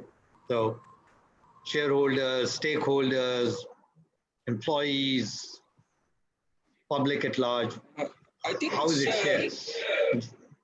It's clearly laid down in the company law. Primarily, it's the shareholders who appoint the directors. Under the company law, the powers of management are vested in the board, but then board actually delegates most of its day-to-day functioning and management powers to the chief executive and other C-level executives. This is what Sorry, Asad, we are losing you. So I'll come to Sadia and we'll come back to Asad once he's back. Sadia, I think the question has a bit of a background. कि ये तो हम कह देते हैं कि CEO को Asad, I'll come back to you because your voice is breaking up. हम ये तो कह देते हैं कि board of directors CEO को evaluate करेगा. I think the question is board की evaluation कौन करेगा? So how will that work? This is a very important question and something close to my heart, because I think when the board is in a position to evaluate others, it should also evaluate its own performance. And it's not a performance evaluation exercise for the sake of the evaluation itself, but as an improvement plan. So there are certain mechanisms in place for the board to be able to evaluate itself. And the three main ones that are utilized by corporations these days. One is a self-evaluation. A list of questions are based in relation to its mandate and the main responsibilities, and they rate each other and the board as a whole and how they do that. And with the outcome of the ratings, then they develop a plan for improvement down the road. And most of this revolves around better communications, better the role of the chairman in being able to solicit the views of everybody around the table, et cetera, et cetera. The second one is to go to an external consultant or external agency. PICG also provides board evaluations as a third party. And the third is really a hybrid system where these surveys are developed in-house, but a third party conducts them and is able to then provide a development plan for the board to better itself. These results can be shared with the members at the AGMs, also in this annual report. I see no reason why it shouldn't be, because the board itself, the accountability should start from the top. And if they are able to evaluate themselves and the performance and tell everybody else about it, I think that's a very good stance for the rest of the corporation to follow suit. Well said. Asad, are you back? Yeah. Okay. So Asad, I just want you to complete the comments you were making about the responsibilities in the structure. Ji, we can. Can you hear me? Ji, Asad, we can. Hear me? Okay. So what I said was that broadly shareholders appoint the directors, and most of the powers of management are actually under the law given to the board of directors as a board. But directors actually then delegate those powers of day-to-day management to the chief executive and other senior management who run the company. The board's role is in 4 areas. One is board approves the strategy. What is the long-term vision and strategy, the budget, etc. Then the board's role is to appoint competent management and then evaluate that management, holding the management accountable for the results, and then of course fixing the remuneration accordingly.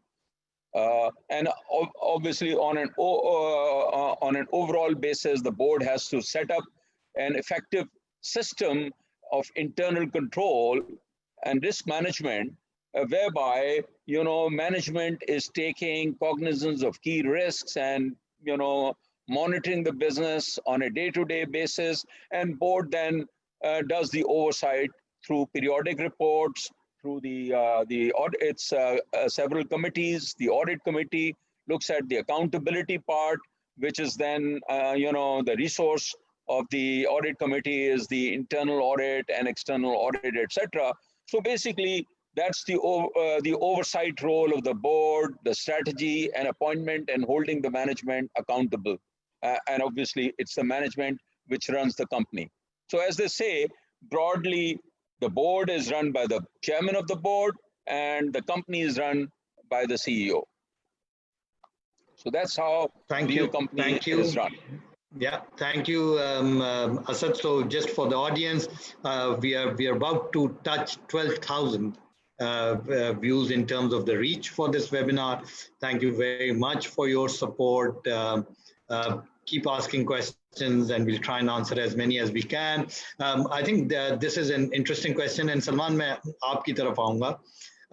Question ये था, वो जो असद ने सर्वे share किया था, जिसमें CFO ने कहा कि जी मैं तो सिर्फ इसलिए करता हूँ कि मुझे हुक्म दिया गया है कि आप फॉलो करें, वरना मुझे फायदा कोई नहीं है. So does corporate governance really help a company achieving its business objective, or is it just an exercise because they've been told to do so? I'm again going to go back and cite you examples of the companies I personally run and managed myself as a CEO. So back in 2005, when I started managing this company backed by the Saudi group, and I had just come from the US. So I have an open door policy. None of the C-level executives can have a shut door in the company I manage, number one. So it's open for any client to walk in, any employee to walk in. Number one, there has to be transparency, and you have to make everybody feel through your leadership skills that we're all part of the same team, we're all colleagues. I've been assigned a certain role, but I am not here to dictate. So then good ideas flourish. And the reason for that, the example I can give you, in the next 5.5 years, and in those 5.5 years, 2008 global crisis was a part of that. So we were given a gold medal by an international organization for being one of the fastest growing financial institutions in the country because we grew profits by 700% in 5.5 years. Now that happens in a .com, but maybe not in a financial institution. So those numbers speak for themselves, because if you have transparency, you have the fairness, you have your third-party validations through audits and rating agencies and the regulators, involvement.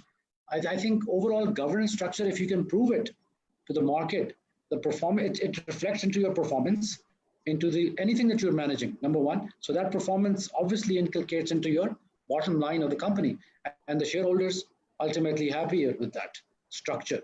Currently, I've implemented the same system at my firm. If you walk into the company, the CEO sits behind a glass door, the glass window. It's all open, and it's the first office as soon as you walk in. So I don't know how many offices in the country have that kind of a structure. I have that implemented, and trust me, we have 25 to 30 people walking in, new clients almost every day, which hardly happens in investment companies and in Pakistan, unless you have a retail office somewhere. So this is a corporate head office. The building is not easy to get into. So these are the things which not only makes your colleagues and your entire structure, whether it's all the stakeholders, they become part of that venture. And again, in this company in the last 3 years, we have grown assets by over 800%. This year alone, even within COVID, we have grown 176% in terms of our assets. The only reason I'm giving these numbers are these are live examples of implementation of everything that's on the paper. So any CFO saying that if you implement this, you're not going to make money, I would disagree with real numbers. Thank you. Well said. And I think one of the comment I can make is, think about why we have not been able to produce a true multinational from Pakistan, a country of 220 million people, not a single MNC. We have products which have gone global in a very niche way. For example, something like Shan Masala, Roo Afza is another example, but that's again in a very niche manner, but not a single corporate from Pakistan which has become truly multinational. And the reason is because we have not followed corporate governance, not as a tick in the box exercise, but in understanding how it helps us grow and sustain the businesses. This question I'll go to Nadir, and if we have time, I'll also ask Sadia for her perspective. Nadir, you also represent the regulator. Regulators का क्या role है या क्या करते हैं to add value to the listed companies or to the companies, and to also good governance? उनका काम सिर्फ policing है, or do they really add value, or are they doing it?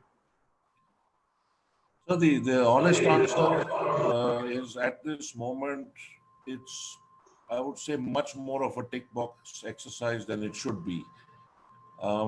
Where the regulators try to add value is complaints from minority shareholders. The ones that are not frivolous are taken up with the company and its board and its management. But a lot of people still have yet to buy into corporate governance. I mean, a lot of them say, "यार मैं 20 साल से ये कर रहा हूँ, तो मुझे क्या जरूरत है इस तरह से करने की?" तो उनको आहिस्ते आहिस्ते जो एग्जांपल आपने वो बड़ा अच्छा एग्जांपल दिया on the traffic light system. In fact, I'm going to use that the next time there is a discussion with any company not complying, and explain it to them. Yeah, this is for the good of everybody. Now, some of it might be inconvenient to you. You might be in a rush. It's a red light. You'd like to go through. However, for the good of the ecosystem and the crossroads and so on and so forth, you need to start moving, and there are benefits. I mean, and the other point that you've just made, again, a very good point. Why is there no multinational from Pakistan? And the reason for that is that, well, one of the reasons is that our business people have been happier to acquire plots in DHA phase 8 instead of growing their businesses and saying, can I go to Sri Lanka or can I go to Bangladesh? Well, Bangladesh doesn't welcome us very much right now, but can I go somewhere else? And that has been, so personal wealth has always taken a higher priority than business growth. And let's hope that changes. And that is a change of mindset. And a lot of it is built in the culture, in the politics, and how things work over here. And उसके अलावा add value में उसमें ज़्यादा sir देखें, पहले डंडा थोड़ा मारना होता है, फिर लोग शायद समझें. Otherwise, क्या कहते हैं, it will be a futile exercise. Like 2002 से जो चल रहा है आज तक, now the law or the code is very user friendly. So if people still don't want to comply over here, then there's a genuine problem. Thank you, Nadir. I love your matter of fact kind of comments. So very grounded. Ji, Asad, please go ahead. I think the basic issue is not corporate governance and or the issue in Pakistan is our taxation system. The fiscal policy, the tax, the withholding taxes, the presumptive taxes actually do not allow, it is simply unviable for new businesses to flourish, for idea-based businesses to flourish. And therefore, we only have mostly large business houses, existing business houses, who are obviously making good money. And I think they are reasonably happy with what they do. They're not risk takers really. Most of them are not. Very few are not risk takers going in the other market. So because they think they are making reasonably good money. Those who are compliant. Again, those who are compliant are very, very few with the tax. Very large number of people make money by evading taxes. I mean, this is a reality. It's much more profitable, not to show 50% of your sales and save 17% margin on it, sales tax. So it's a shortcut. So they don't actually think of innovation or think. Actually, they don't even need to think. Thinking is the most difficult thing in the world, as somebody said. Even more difficult than death, as somebody said. So that's why that is the key issue. The key issue is our cost of doing business is high, ease of doing business is problematic. We have excessive regulations. Our culture and environment doesn't promote innovation and risk taking. So because risk taking and innovation mostly is done by the new, people who think and who come up with the ideas. You look at I was surprised. The last the stock exchange awards of top 25 companies, in which Prime Minister also came. Nadir Sahab, you will recall, 2-3 सालों के साथ ये awards दिए गए थे. It's amazing कि वो जो awards दिए गए हैं, अच्छी कंपनियां हैं, they perform well in their sectors, but उसमें हमारी stock exchange ने कोई innovation का word ही नहीं है उसमें, criteria में ही नहीं है, by the way. We are not even thinking in terms of innovation to reward, and none of you don't find a single new company. आप देखें in US. All now out of the top 10 companies of the world, you have Amazons and Microsofts and Apple. All these companies were created in the last 25 years, 20 years. Facebook, and these data companies. All of them are innovators. Do you think in Pakistan there is any opportunity, any chance of a person who comes up with an idea and floats an idea, he'll make anything? I think we kill it. You know, let's admit. And we are not even trying to change this culture. Unfortunately, we are only promoting those who are who are doing the rent seeking. My frank answer to that is, we are still in the physical world. We are more into construction and dams and public sector and all that. Yeah. So the idea of ideas economy has not sinked in yet. Sadia, I'll come to you, and I'll just take the last question and the current one that you see on the screen. How can regulator add value rather than just policing? And also, what is a good structure, corporate governance structure, COBIT, ISO 27001, SOC 2, whatever. Any thoughts around both value regulators can provide and also around the best corporate structure or governance model? Sure. So on the value that the regulators can provide, I think it's self-evident that if the regulators also see the compliance in letter and spirit, so will the regulatees. So if we do not treat this as a box-ticking approach, rather try and see whether the real spirit of the code has been fulfilled in the implementation, that itself will give the right message to the regulatees that is what we're looking for. So that's number one. In terms of how we facilitated this, I've spoken earlier about the education and the awareness. SECP was the founding member of PICG, and even now gives approval to all the institutes for conducting the various training sessions for directors. One, I think, complaint I have is that there needs to be some uniformity across various curriculums so that we are able to impart the same level and caliber of training to the directors, whichever institute they manage to go through. But also I'm a bit disappointed that so far we have not been able to document any good case studies to enhance corporate governance. And I think the onus is on some of our academic institutions such as LUMS and IBA to try and start documenting these case studies to really drive home some of the messaging that has come out of this seminar as well, that there are real concrete benefits. And this has been documented in international literature a lot. There have been copious studies done by McKinsey, by Bain, etc., showing how ROIs improve, how companies improve their financial performance, etc., because of the adherence to corporate governance. I think we need to have more local-based studies which people can relate to and are able to understand what it takes to improve corporate governance and what the benefits are from achieving that.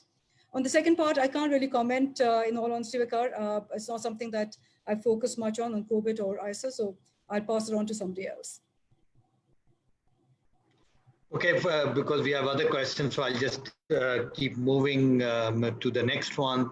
And I think your point about documenting local cases around corporate governance is extremely important. And we must think of how do we actually engage with companies who've done well and following corporate governance, and what is the impact of it. And that's a great point, and we must use that. I think one of the things that we can all see if we see how things are around us, only sectors in Pakistan, and I'm talking about sectors, not specifically companies, only sectors who follow governance have done well in this country.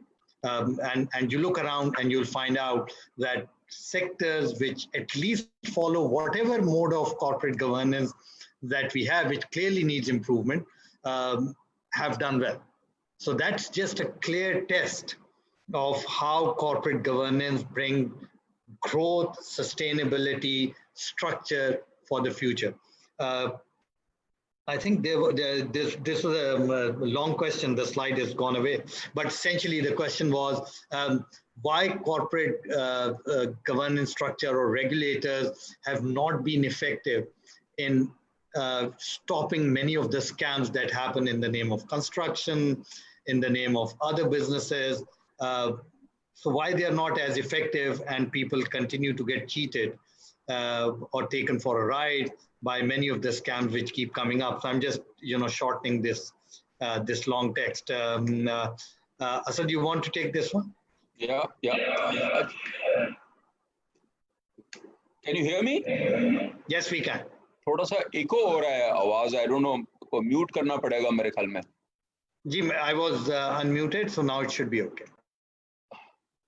Okay, I think the example that is quoted, the issue of these scams in housing sector, the developers and housing people, they take advances. Unfortunately, it's not a regulated sector. Veqar, problem Pakistan ka ye hai ke we have too many governments. And the functions, the federal government and the provincial governments and the so ये जो animal है housing का और it is not within the remit of SECP. It's a provincial subject और मेरे ख्याल में ये इसकी कोई regulation वगैरह नहीं है. In fact, I had this in my mind also to raise. I discussed it with few people in the policy board also. Again, the problem is that SECP and the federal regulators can't do anything about it. This is not, and there are many such areas, that there is a lot of confusion about who is responsible for what. So that is one reason. अच्छा, मैं case studies के ऊपर जो है ना, मैं आपको I just wanted to give you an example. Corporate governance की जो बात कर रहे थे. See, one of the best example of how the corporate governance has evolved is this corporate structure started from in 15th and 16th century in Western Europe when these chartered companies were formed. The first, one of the initial companies, and they were for spice trade. And it was, उस ज़माने में उनके laws भी कोई नहीं होते थे, कोई regulations नहीं होती थी. But these companies, like Dutch East India Company was the one जो I think late 16th century में spice trade, they made so much money that they give dividend of 5,000 or 6,000%, at that time. So it was on that basis that East India Company was made, and these people used to take risks. At that time, कोई ships भी sailing ships होते थे. Then many of the ships जो है वो गायब भी हो जाते थे समंदर में, but they used to take risks. There was no regulation.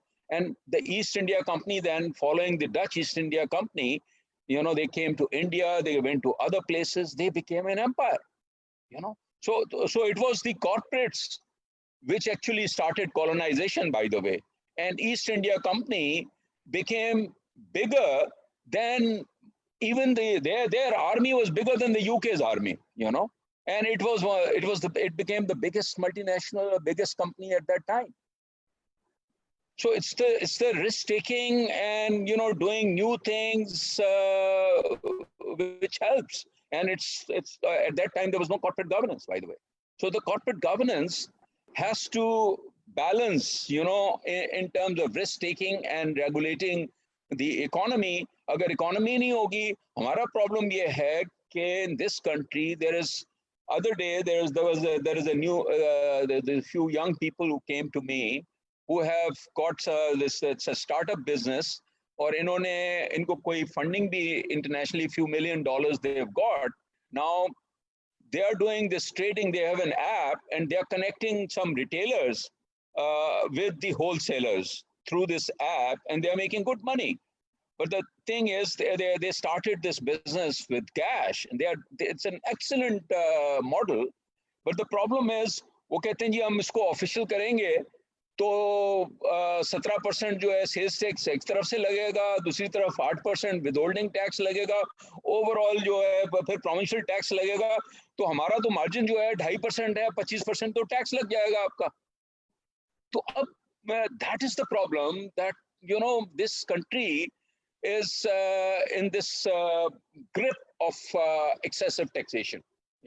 Unless we come out of it, there is absolutely no chance of innovation and new businesses developing. Good points. Sadia, I'll come to you for this, though we have touched upon it quite a few times during the last 1.5 hours, and I only have time now for one or two more questions, so possibly this is the second last one. Why is corporate governance important for private limited company or family businesses? Why do they just carry on with what they are doing? So, in a nutshell, I think it's even more important for family businesses. Again, a lot of studies show that very few family businesses survive beyond the third generation. And those that do are the ones who are actually implementing good corporate governance. Now, I also come from a family background. I can tell you the importance of following good corporate governance, not only to ensure the sustainability of the business, but also keeping family relations intact. Because unless you have good division of labor, able to understand the roles and responsibilities of different family members, and are able to ensure the processes and the policies are there to be adhered to, it's very difficult to continue in a family business setting. That's why when I took over PSCG, one of the first sessions I conducted was a large conference on family businesses. And we got a lot of traction because there are a lot of family businesses in our society and economy. And more of the younger generation are realizing the importance of sustainability and being able to implement good corporate governance. So I think it's extremely important that we do keep sharing this with all kinds of private sector companies and family businesses, that this is equally important as listed companies. Very, very strong points, Sadia, especially around how family businesses do not go beyond 3 generations if you don't put a good corporate governance in place. Extremely important, because many of the families, the business started by one and it keeps going till a certain time, but then the family starts to grow. And if you don't have a governance in place, the whole family more or less disintegrate in many cases if you don't have proper structure, governance structure in place. So very, very good insight. Thank you very much for that. We'll take one last question. Shehzad, if I can have a last slide. And while Shehzad is doing that, just for everyone to know, the reach has now crossed 18,000. So while all the panelists were always corporate celebrities, but now you guys are public celebrities as well. Another question for you. Pakistan Stock Exchange has switched over from frontier market to emerging market, which required company real performance, dividend trend, and good governance. How Code of Corporate Governance taken care of these changes to protect interest of stakeholders? Nadir? Sure, yeah. Well, the move from frontier to emerging market in the MSCI indices was, I think, somewhere around 2014 or 15. And that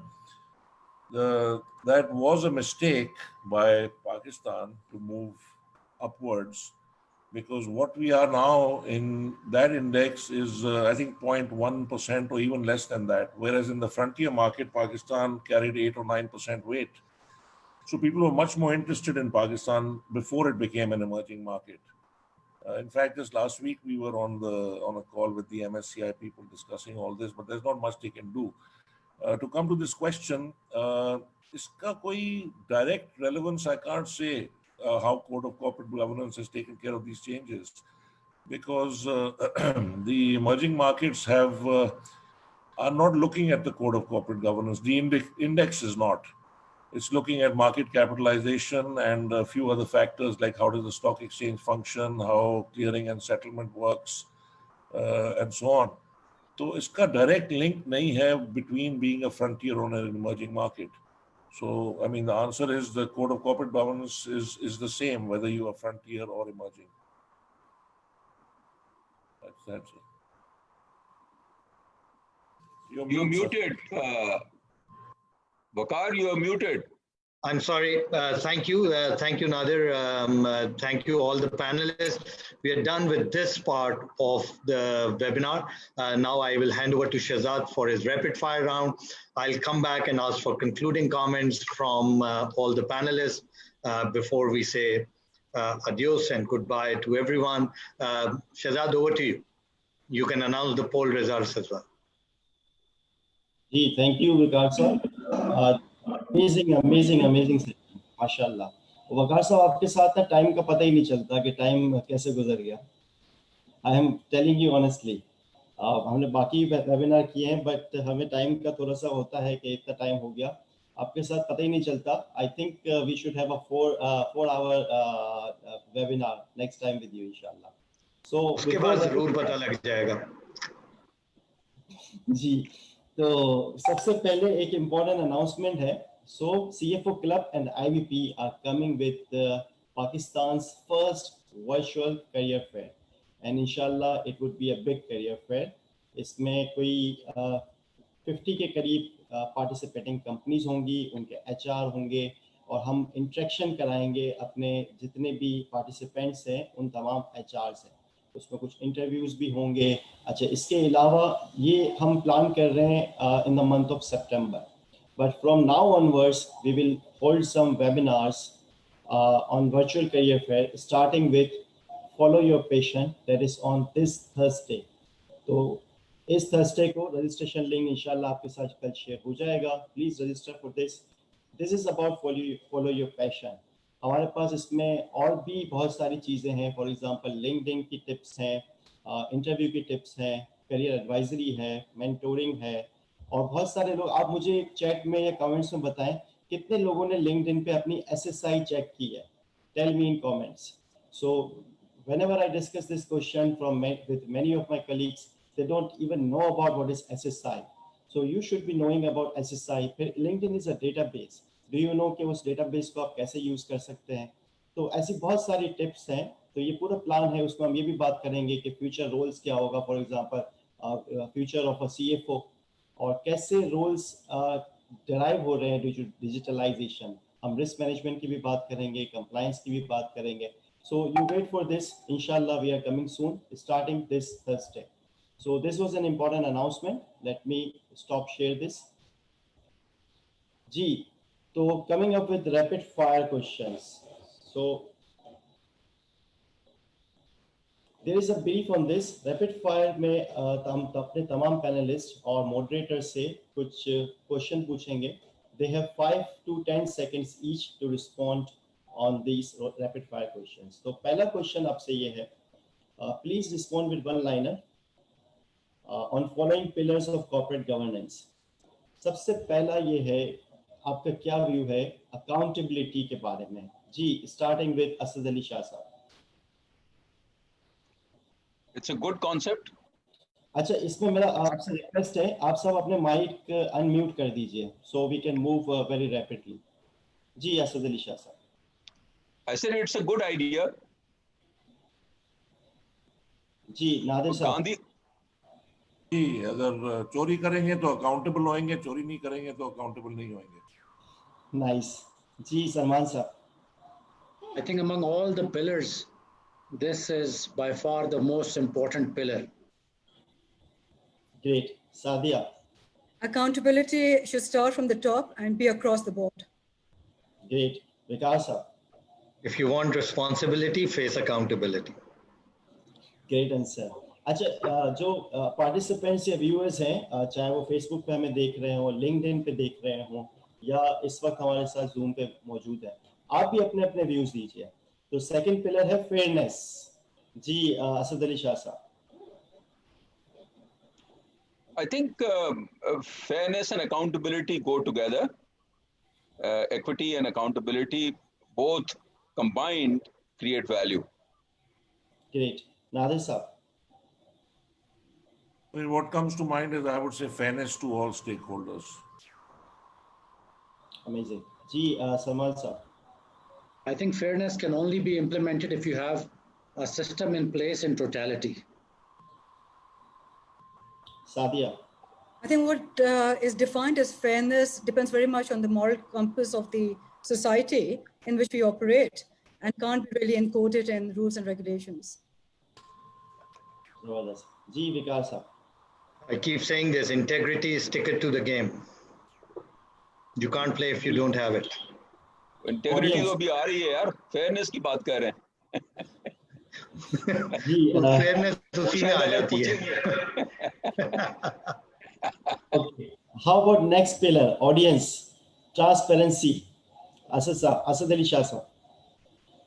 Yeah, transparency, I think, is the most fundamental for especially public interest entities, because this will ensure accountability also, and it will ensure performance also. Only when you're transparent, I mean, sorry, I'm taking long, but this is fundamental. Yes, it affects all the others.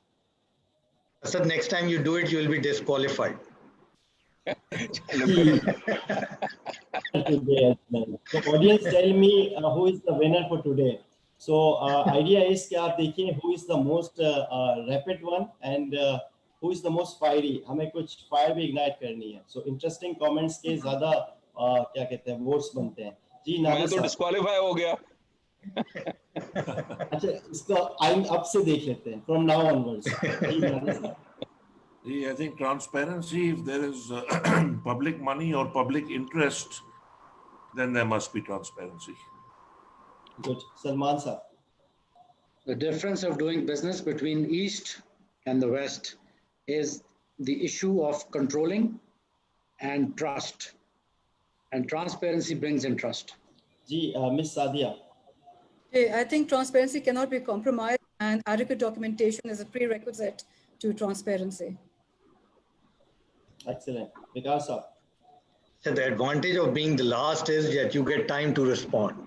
So and you hear the others as well. So so transparency equals transparent leadership equals credible leadership. Okay, let's change the sequence. So please don't do that. You can't do that. Not allowed. Not allowed. जी, वकार साहब से शुरू करूँगा मैं. Independent assurance, Veqar sir. Audience should also reply through chat, through Zoom, through क्या कहते हैं Facebook and LinkedIn. Ji, Veqar sir. Independent assurance is good. Should happen. Sadia. Sir, before independence is a state of mind. Good one. Independence assurance is certainly more credible in the third world countries like ours, because that is something where the people lack trust. So this is extremely important. Good answer. Nadir sir. Important. Good. Asad Ali Shah sir. Yeah, that has been my profession. So I will say credibility. Obviously, independent assurance provides credibility, and that is, the link for when you separate shareholders and give the management to directors. So shareholders need independent assurance, credibility. Ji, credibility. Amazing answer. Ji, leadership. Asad Ali Shah sir. Well, you said it. My name.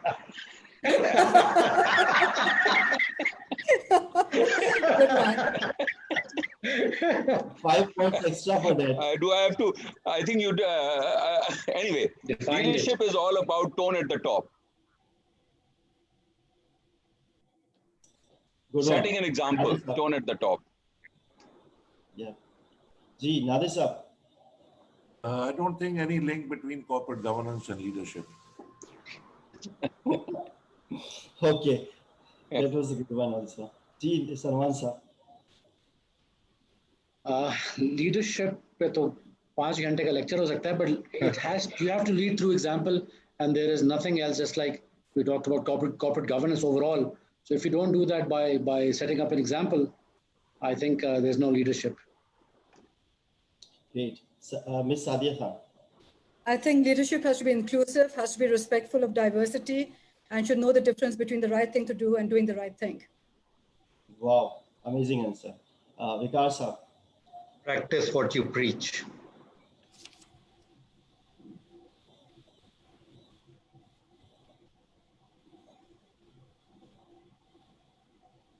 Did you hear me? Stakeholders,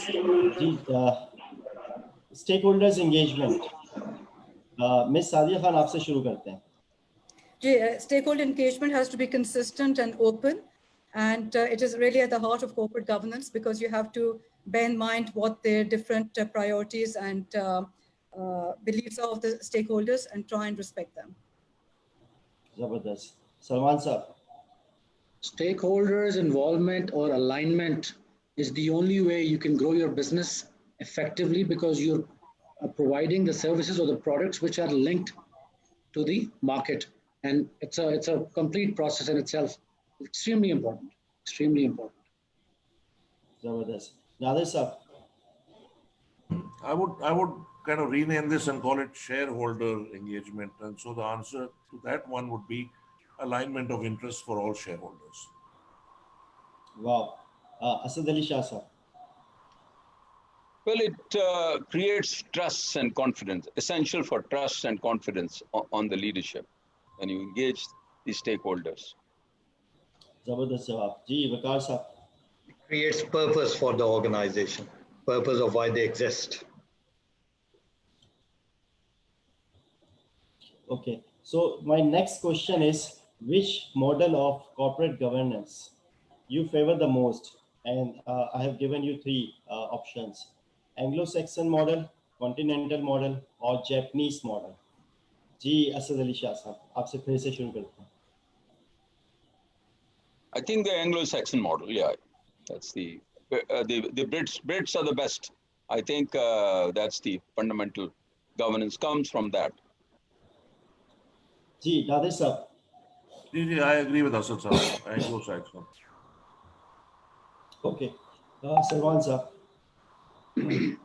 I believe the continental system would be, I have a natural bias, as you know. So the shareholders and all their interests are aligned and linked through listed mechanism.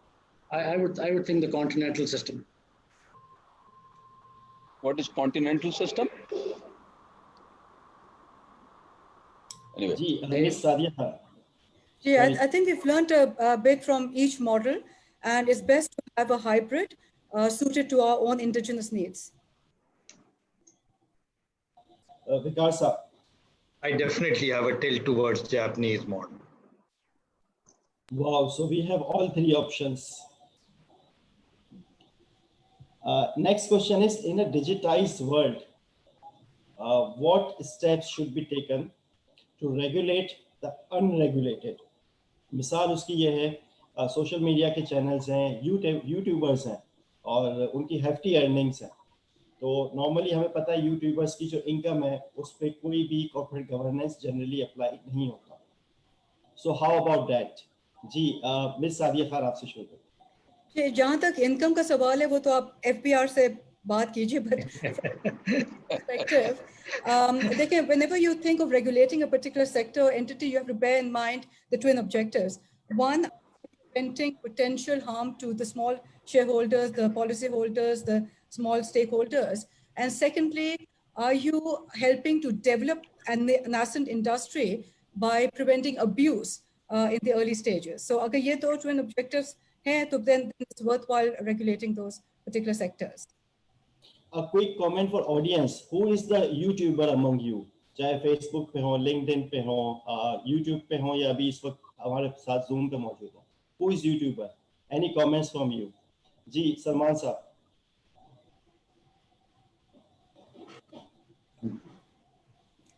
Sorry, मुझे एक बीच में message आ गया. Can you repeat the question? Sorry. जी question है, in a digitized world, what steps should be taken to regulate the unregulated? जिसकी example है social media हो सकता है, यूट्यूबर्स हो सकते हैं, या और बहुत सारे हैं जो कि अपने आप को रजिस्टर नहीं करवाते as a company.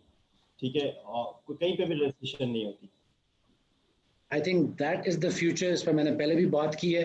This is where we need to get to, the fintechs and the cryptocurrencies and the blockchains and overall paradigm shift is coming in.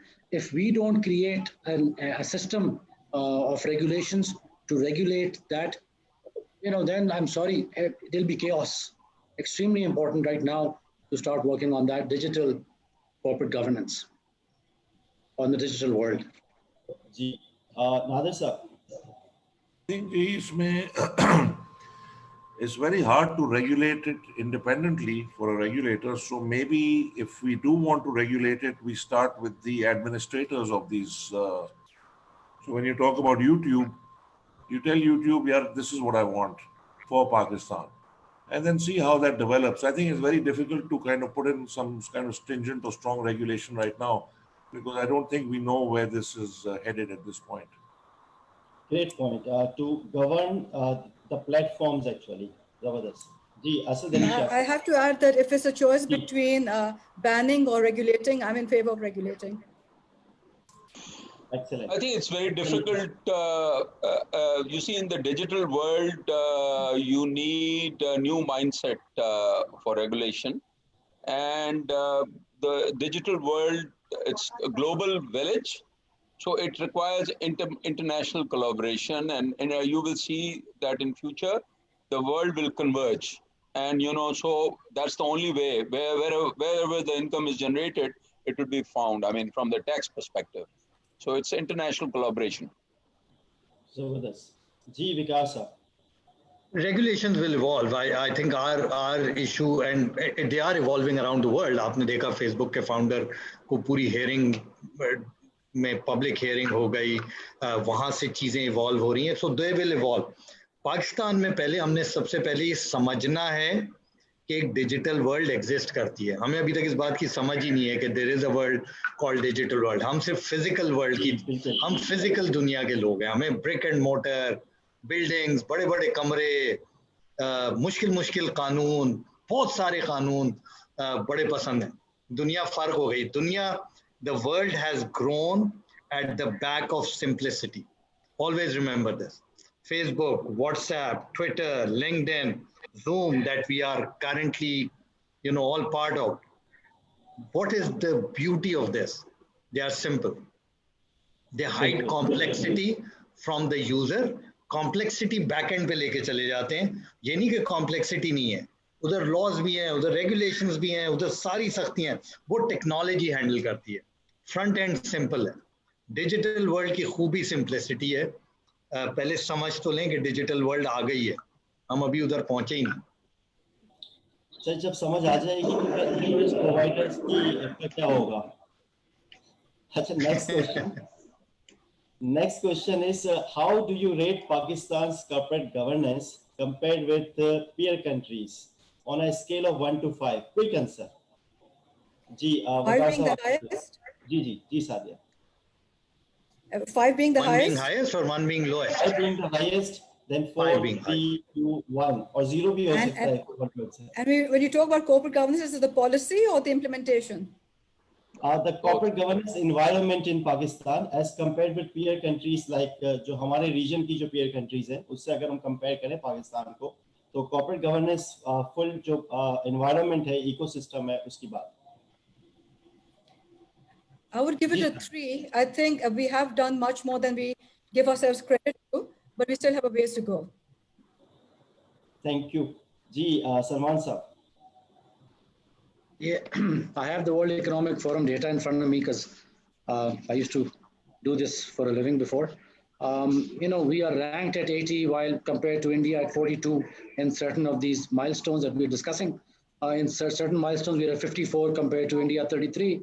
But when we compare ourselves to Bangladesh, Sri Lanka, and Nepal, I think we're doing much better in terms of, SAARC countries. So again, I'd never like to compare ourselves to India, but I think there's room for improvement, but I'd definitely give it 2.5, not more than that, if I can give that kind of scoring. So 3 is the maximum right now, 3 and then 2.5. Asad Ali Shah sir. Yeah, I will agree with Sadia. I think we are underrated in corporate governance by the world. We are, because I've been interacting with India also at the ICAP forum. So we are not, we are more or less similar to India. India is rated better, but definitely we are ahead of other countries like Bangladesh and Nepal. Sri Lanka may be better. So we are, yes, 2.5, 3, somewhere in between, somewhere like that. We seem to have a consensus here. Ji, Nadir sir. I think in terms of regulation, we are between a 4 and a 5, because this document, I actually read it today, is really excellent. In terms of practice, we are probably a 3 or thereabouts, 2 to 3 thing. But in terms of regulation, we are definitely up there. Zabardast. Ji, Veqar sir. I would agree. Amongst the peer countries, definitely 3. Okay, so we have a consensus of 3. Yeah. So last question. What is the future of job market in corporate governance? General sir, quick comment, and that's the last question. Ji, Veqar sir, आपसे ही शुरू करें. So in companies which follow corporate governance or making a career in corporate governance. So I don't know what is the question. Future of jobs in the corporate governance ecosystem. Should be good. एक वो World Economic Forum की study है, but it's not the corporate governance itself. It's how you make yourself, what I keep saying, future relevant. तो अगर आप future relevant हैं, आप individuals हैं, company हैं, corporate हैं, you have a future. But if you continue to live in the past and think the future will be like the past, you are in trouble. एक World Economic Forum की study है jobs के मुतालिक. Oh, it's very eye-opening, just the data. कि उन्होंने कहा कि 2022 तक, ये pre-COVID बात है, COVID ने तो दुनिया बदल दी है. 2022 तक, there will be 75 million jobs which will go away from the world because the shift in the skill has happened, right? 75 million jobs will go away because they will not exist due to technology and digitalization. That's the bad news. The good news is 133 million new jobs will be created which are future relevant. So if you stay in physical world, bad future. If you think of physical and digital world, great future. Excellent. Ms. Sadia Khan. I think if you implement good corporate governance practices efficiently, it'll lead to productivity gains, both at the corporate level and at the national level. And when that happens, unemployment can only rise. And jo Veqar sahab ne baat ki hai, the futuristic needs can only be properly assessed when we have good strategic thinking and risk management at the corporate level. So, and those development itself would ensure that we keep up with the times, and hence our employment would also benefit from that, the level of employment. Zabardast. Asad Ali Shah sir. यार मेरे हिसाब से कोई ज्यादा future नहीं है. Sorry to disappoint you. देखो corporate governance, because unless we do major restructuring of the economy, there is no incentive for people except for very few companies. Financial sector हो गया, telco हो गए, कुछ मतलब organized sector में जो कुछ companies हैं. Other than that, very large majority of the people do not have incentive to document themselves properly and to go for the transparent kind of a business that we are talking about in corporate governance. So without a major overhaul of fiscal laws and changing the climate, corporate governance पूरे subcontinent का खराब है. जो है ना, तो हम जब एवरेज की बात कर रहे थे तो पीयर के हिसाब से तो ठीक मुझे लग रहा था. And India is making money in technology in exports for other reasons, but not because of because too much capital has come. So may be I think कुछ वो जो उनकी एंटिटीज हैं उनकी कॉर्पोरेट गवर्नेंस कुछ बेहतर होगी. But on the whole you look at, I mean PICG corporate governance की इवैल्यूएशन करता है बोर्ड की, पूछे फीस क्या लेते हैं. So you can't survive on corporate governance as a professional. I think its immediate future is not very bright. Unless we do a major transformation, corporate governance will remain a niche kind of situation. Not too many jobs, not too much money. Extra 5 points for you for being undiplomatic and for your honesty. Ji, Nadir sir. And I have a mixed view. On one side, I agree with what Asad Shah just said. On the other side, if I look just at the micro picture and I look at the 550 odd companies listed on the Pakistan Stock Exchange, new jobs will be created there because people will require compliance officers who will look after their, code adherence to the code and other such factors. So maybe in the immediate future, but again, it's a very micro kind of picture here. So on a macro picture, Asad Shah Sahab, on a micro picture जो हमें नजर आता है, वो 500-400 लोगों को नौकरी मिल जाएगी. Inshallah. नादिर साहब 20 साल 25 साल पहले भी ये 600 कंपनियां थी, वो कम होके मेरे ख्याल में 580 या 500 हो गई हैं। हमारी जो मार्केट कैप है उसको भी देखें, वो भी श्रिंक की हो गई है। तो अनलेस, मैं यही कह रहा हूँ कि unless we do something really drastically different जो है, अब उसमें आपको कहाँ से जॉब्स मिलेंगी उसमें सेक्टर में? वही नीश जो है, एक एंग्रो रह जाएगा, कुछ बैंक्स रह जाएंगी, कुछ बड़े 3-4 ग्रुप्स हैं, उन्हीं की कंपनीज आएंगी। So the jobs that we are producing, उसमें मुझे समझ नहीं आ रहा कि उसमें क्या फ्यूचर होगा unless we do some drastic changes, you know. Okay जी, last but not the least, Salman साहब। देखिए, I'll say the same thing again. It's जिस तरह वकार साहब ने बात की in terms of the survey or the report of the World Economic Forum. This morning we were talking about artificial intelligence component to the mobile application in my office, and naturally that will create a lot of opportunities around itself. The corporate governance की requirements overall, the back office of it, the technology side of it, this will create a lot of opportunities. We as a country, if we are not going to focus on the services sector, the tech side of things, and especially the tech in agriculture, we're not going anywhere. I'm sorry, we're doing the same thing over and over again. But if we have a paradigm shift towards creating that, this is a framework. Okay? If the framework and the policy is there, futuristic, has a futuristic approach, then the technology side of things and the future. I mean, if you talk about robotics, once it comes in, or the artificial intelligence itself, or we were talking about nanotechnology, if we are not prepared for it, then how would we regulate it? How would we manage? And that is where the growth is going to come in. And this post-COVID, the world is going to change, and we're going to do business very, very differently. So we should be ready to have the kind of corporate governance required for that. And that's where the stimulus and the growth is going to come in from. So I think it's a huge opportunity to regulate those advantageous technologies that are coming in and changing the world. So people should know the kind of skill they would require in 5 to 10 years from today, and they should align themselves. For them, it's an opportunity. For the others, it's game over.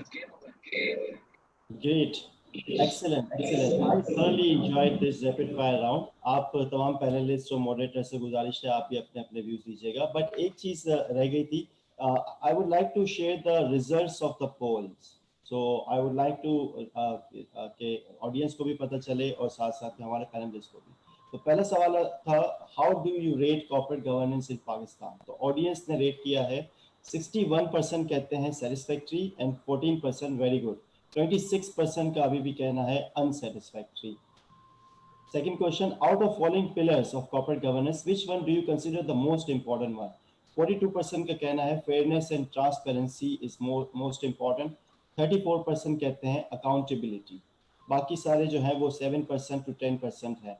अच्छा, where do you see gaps in your corporate governance? 41% का कहना है lack of leadership and direction, and 36% say poor strategy and execution. बाकी दो options थे being complacent and low staff engagement, उसका 11-12%. Does your board of directors have gender diversity? 59% say yes and 41% no. इसका मतलब अभी भी 41% कंपनीज हैं हमारी ऑडियंस में से जहां अभी भी फीमेल डायरेक्टर नहीं है. My guess is female director नहीं है. It could be other way around as well कि सारी फीमेल डायरेक्टर है और मेल डायरेक्टर नहीं है. So does your company have a totally independent audit committee? 61% say yes. So 39% में अभी भी लोगों को है कि शायद वो उनका ऑडिट इतना इंडिपेंडेंट नहीं है. Now, does your company have a formalized risk governance structure? 54% say yes, 46% say no. To what extent do the board of directors members understand their responsibilities in your organization? So not at all जवाब है सिर्फ और सिर्फ 4%. तो बाकी सबके जवाब जो है moderately 63% and 33% strongly. Wow. Do you have directors induction or training program in your organizations? That is 50-50. 49% yes and 51% no. So it's almost 50-50. Gee, that's it. This was Shehzad Dhedhi for you today. I enjoyed this round very, very much. Thank you all the panelists. Thank you, Veqar Saab. Over to you, Veqar Saab. Thank you. Thank you, Shehzad. We are already over time by 22 minutes. So I think we need to move towards conclusion. So I would request just 1 minute concluding comments from each of the panelists on how you saw the debate or this session, and also how do you see corporate governance going forward in this country. So just quick concluding comments. I can start possibly with Sadia. Thank you, Veqar. As I mentioned earlier, I've been involved with issues of corporate governance since 1997 for more than 2 decades, both as a regulator, as an educator, and as a practitioner. So I've seen the evolution of corporate governance thinking and implementation over the past 2 decades. And it gives me a source of comfort, especially, discussions like this to show the way forward. The results of the survey are interesting. I'd like to have a closer look at it.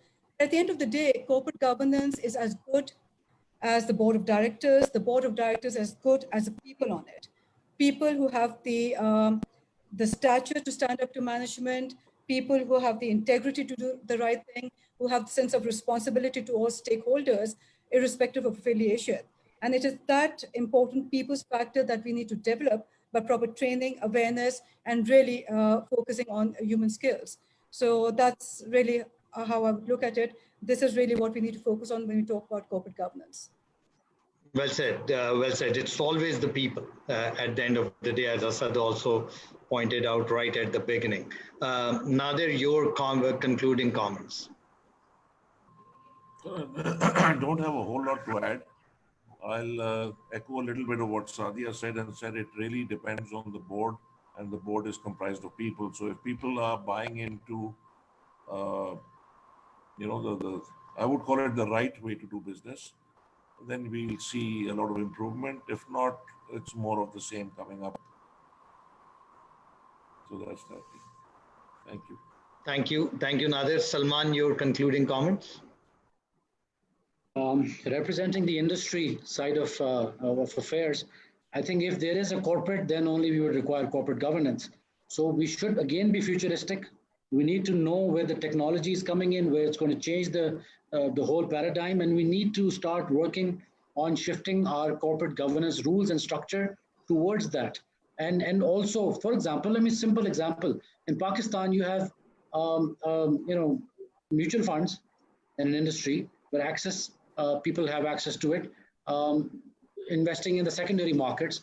What's happening in the primary markets? Do people have access? Just Asad Saab said, people have ideas and they don't have access to angel investors. They don't have access to sourcing opportunities, and those opportunities will create more and more corporations. And we must give this power to the younger generation so that we have more listings.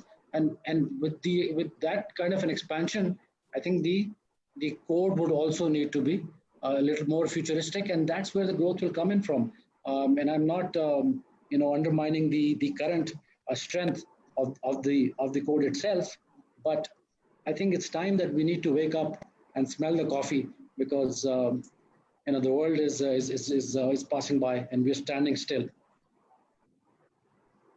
Thank you, Salman. So we've, just for everyone, before I come to Asad, we've now crossed 25,000. That's the reach of the webinar so far. Whatever I've done with CFO Club so far, I think this is the best I've seen during this time, and the reach continues to go up because many people watch the webinar later since it is recorded. So Asad, your concluding comments. Somebody said your views are very realistic, so just a compliment to you from the audience. That's, I think probably, I think I would have said that if they are saying that I'm very drastically different, then I would have taken it as a compliment. Anyway, my view is that our governance is messed up. And the mess up is primarily because of the policy and the public sector governance messed up. So bigger mess up in public sector governance has resulted in an environment where governance actually is not leading to money making. Transparency and accountability will not achieve much if you're not making money. So Shehzad Dhedhi is from Memon community, I think. My thinking is very much similar. I mean, I'm realistic from that perspective. The bottom line of corporate governance, East India Company जो है governance नहीं कर सकती थी अगर जो है वो पैसे नहीं बनाते. So colonies were made for the sake of money. It was the business which created British Empire. So ultimately, the proof of pudding is in eating it. The corporate governance should help people in making money, and money will be and that will create goods and services at lower cost, and there will be more value creation in the country, and we'll become competitive. So this whole thing requires this idea-based economy, and risk-taking will only happen when we drastically change our public sector governance and public sector policies. Unfortunately, without that, it will just be, we'll not go beyond, a talk shop. Thank you. Thank you, sir. Thank you, panelists, for great insight. Just to sum up, if you want to build businesses and institutions, you can't do it without corporate governance. You can build it for your generation. You can at best build it for your next generation. But beyond that, it's only a proper corporate governance structure. And I honestly don't care whether you are a public limited company, whether you are a private limited company, whether you are a small enterprise. If you want your business to go beyond your current or next generation, one generation later, you need to go towards corporate governance. There is no escape from it. Corporate governance is a recipe for sustenance and continued future and growth for your business. The governance piece to me has three pieces.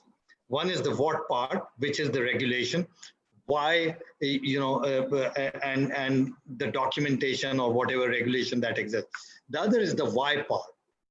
Every time you put in a regulation, regulators need to think why we are putting it there and what benefit it will do to the business and to the growth of the economy sector. And the third is the how part, which is that regulations need to be such that they are implementable and enforcement is not so complex that it more or less become non-enforceable. So if you do the what and the why and the how well, the corporate governance structure in the country will continue to improve, and hopefully we'll see our economy grow, and we'll have a brighter future. Thank you very much. Thank you everyone for your patience. Apologies for 30 minutes overtime to the panelists and to the audience, but hope you benefited from a very constructive discourse amongst all the panelists. Thank you, Shehzad, for having us here. Thank you, everyone. Enjoy your rest of the evening. Stay safe. Thank you. Thank you everyone. Thank you. Just a quick announcement. Today's our winner for rapid fire round, based on all the votes on Facebook and on Zoom, is none other than Miss Sadia Khan. हालांकि बहुत सारे mixed opinion थे, but the maximum votes for you, based on the votes, you are the winner. You just send me your address or maybe SECP. We will send a souvenir or a gift for you. Thank you, Sadia Khan sir. बहुत बहुत शुक्रिया. And thank you, Salman sahab. Thank you, Asad Ali Shah sahab. Thank you, Nadir Rahman sahab. Veqar sahab, thank you always. Thank you. आप हमेशा हमारे लिए time निकालते हैं and you run it wonderfully well. ये 30 minutes extra मुझे तो बिल्कुल नहीं पता चले, and I enjoyed it thoroughly. Thank you everyone. Thank you. Thank you. Thank you very much. Thank you. Thank you.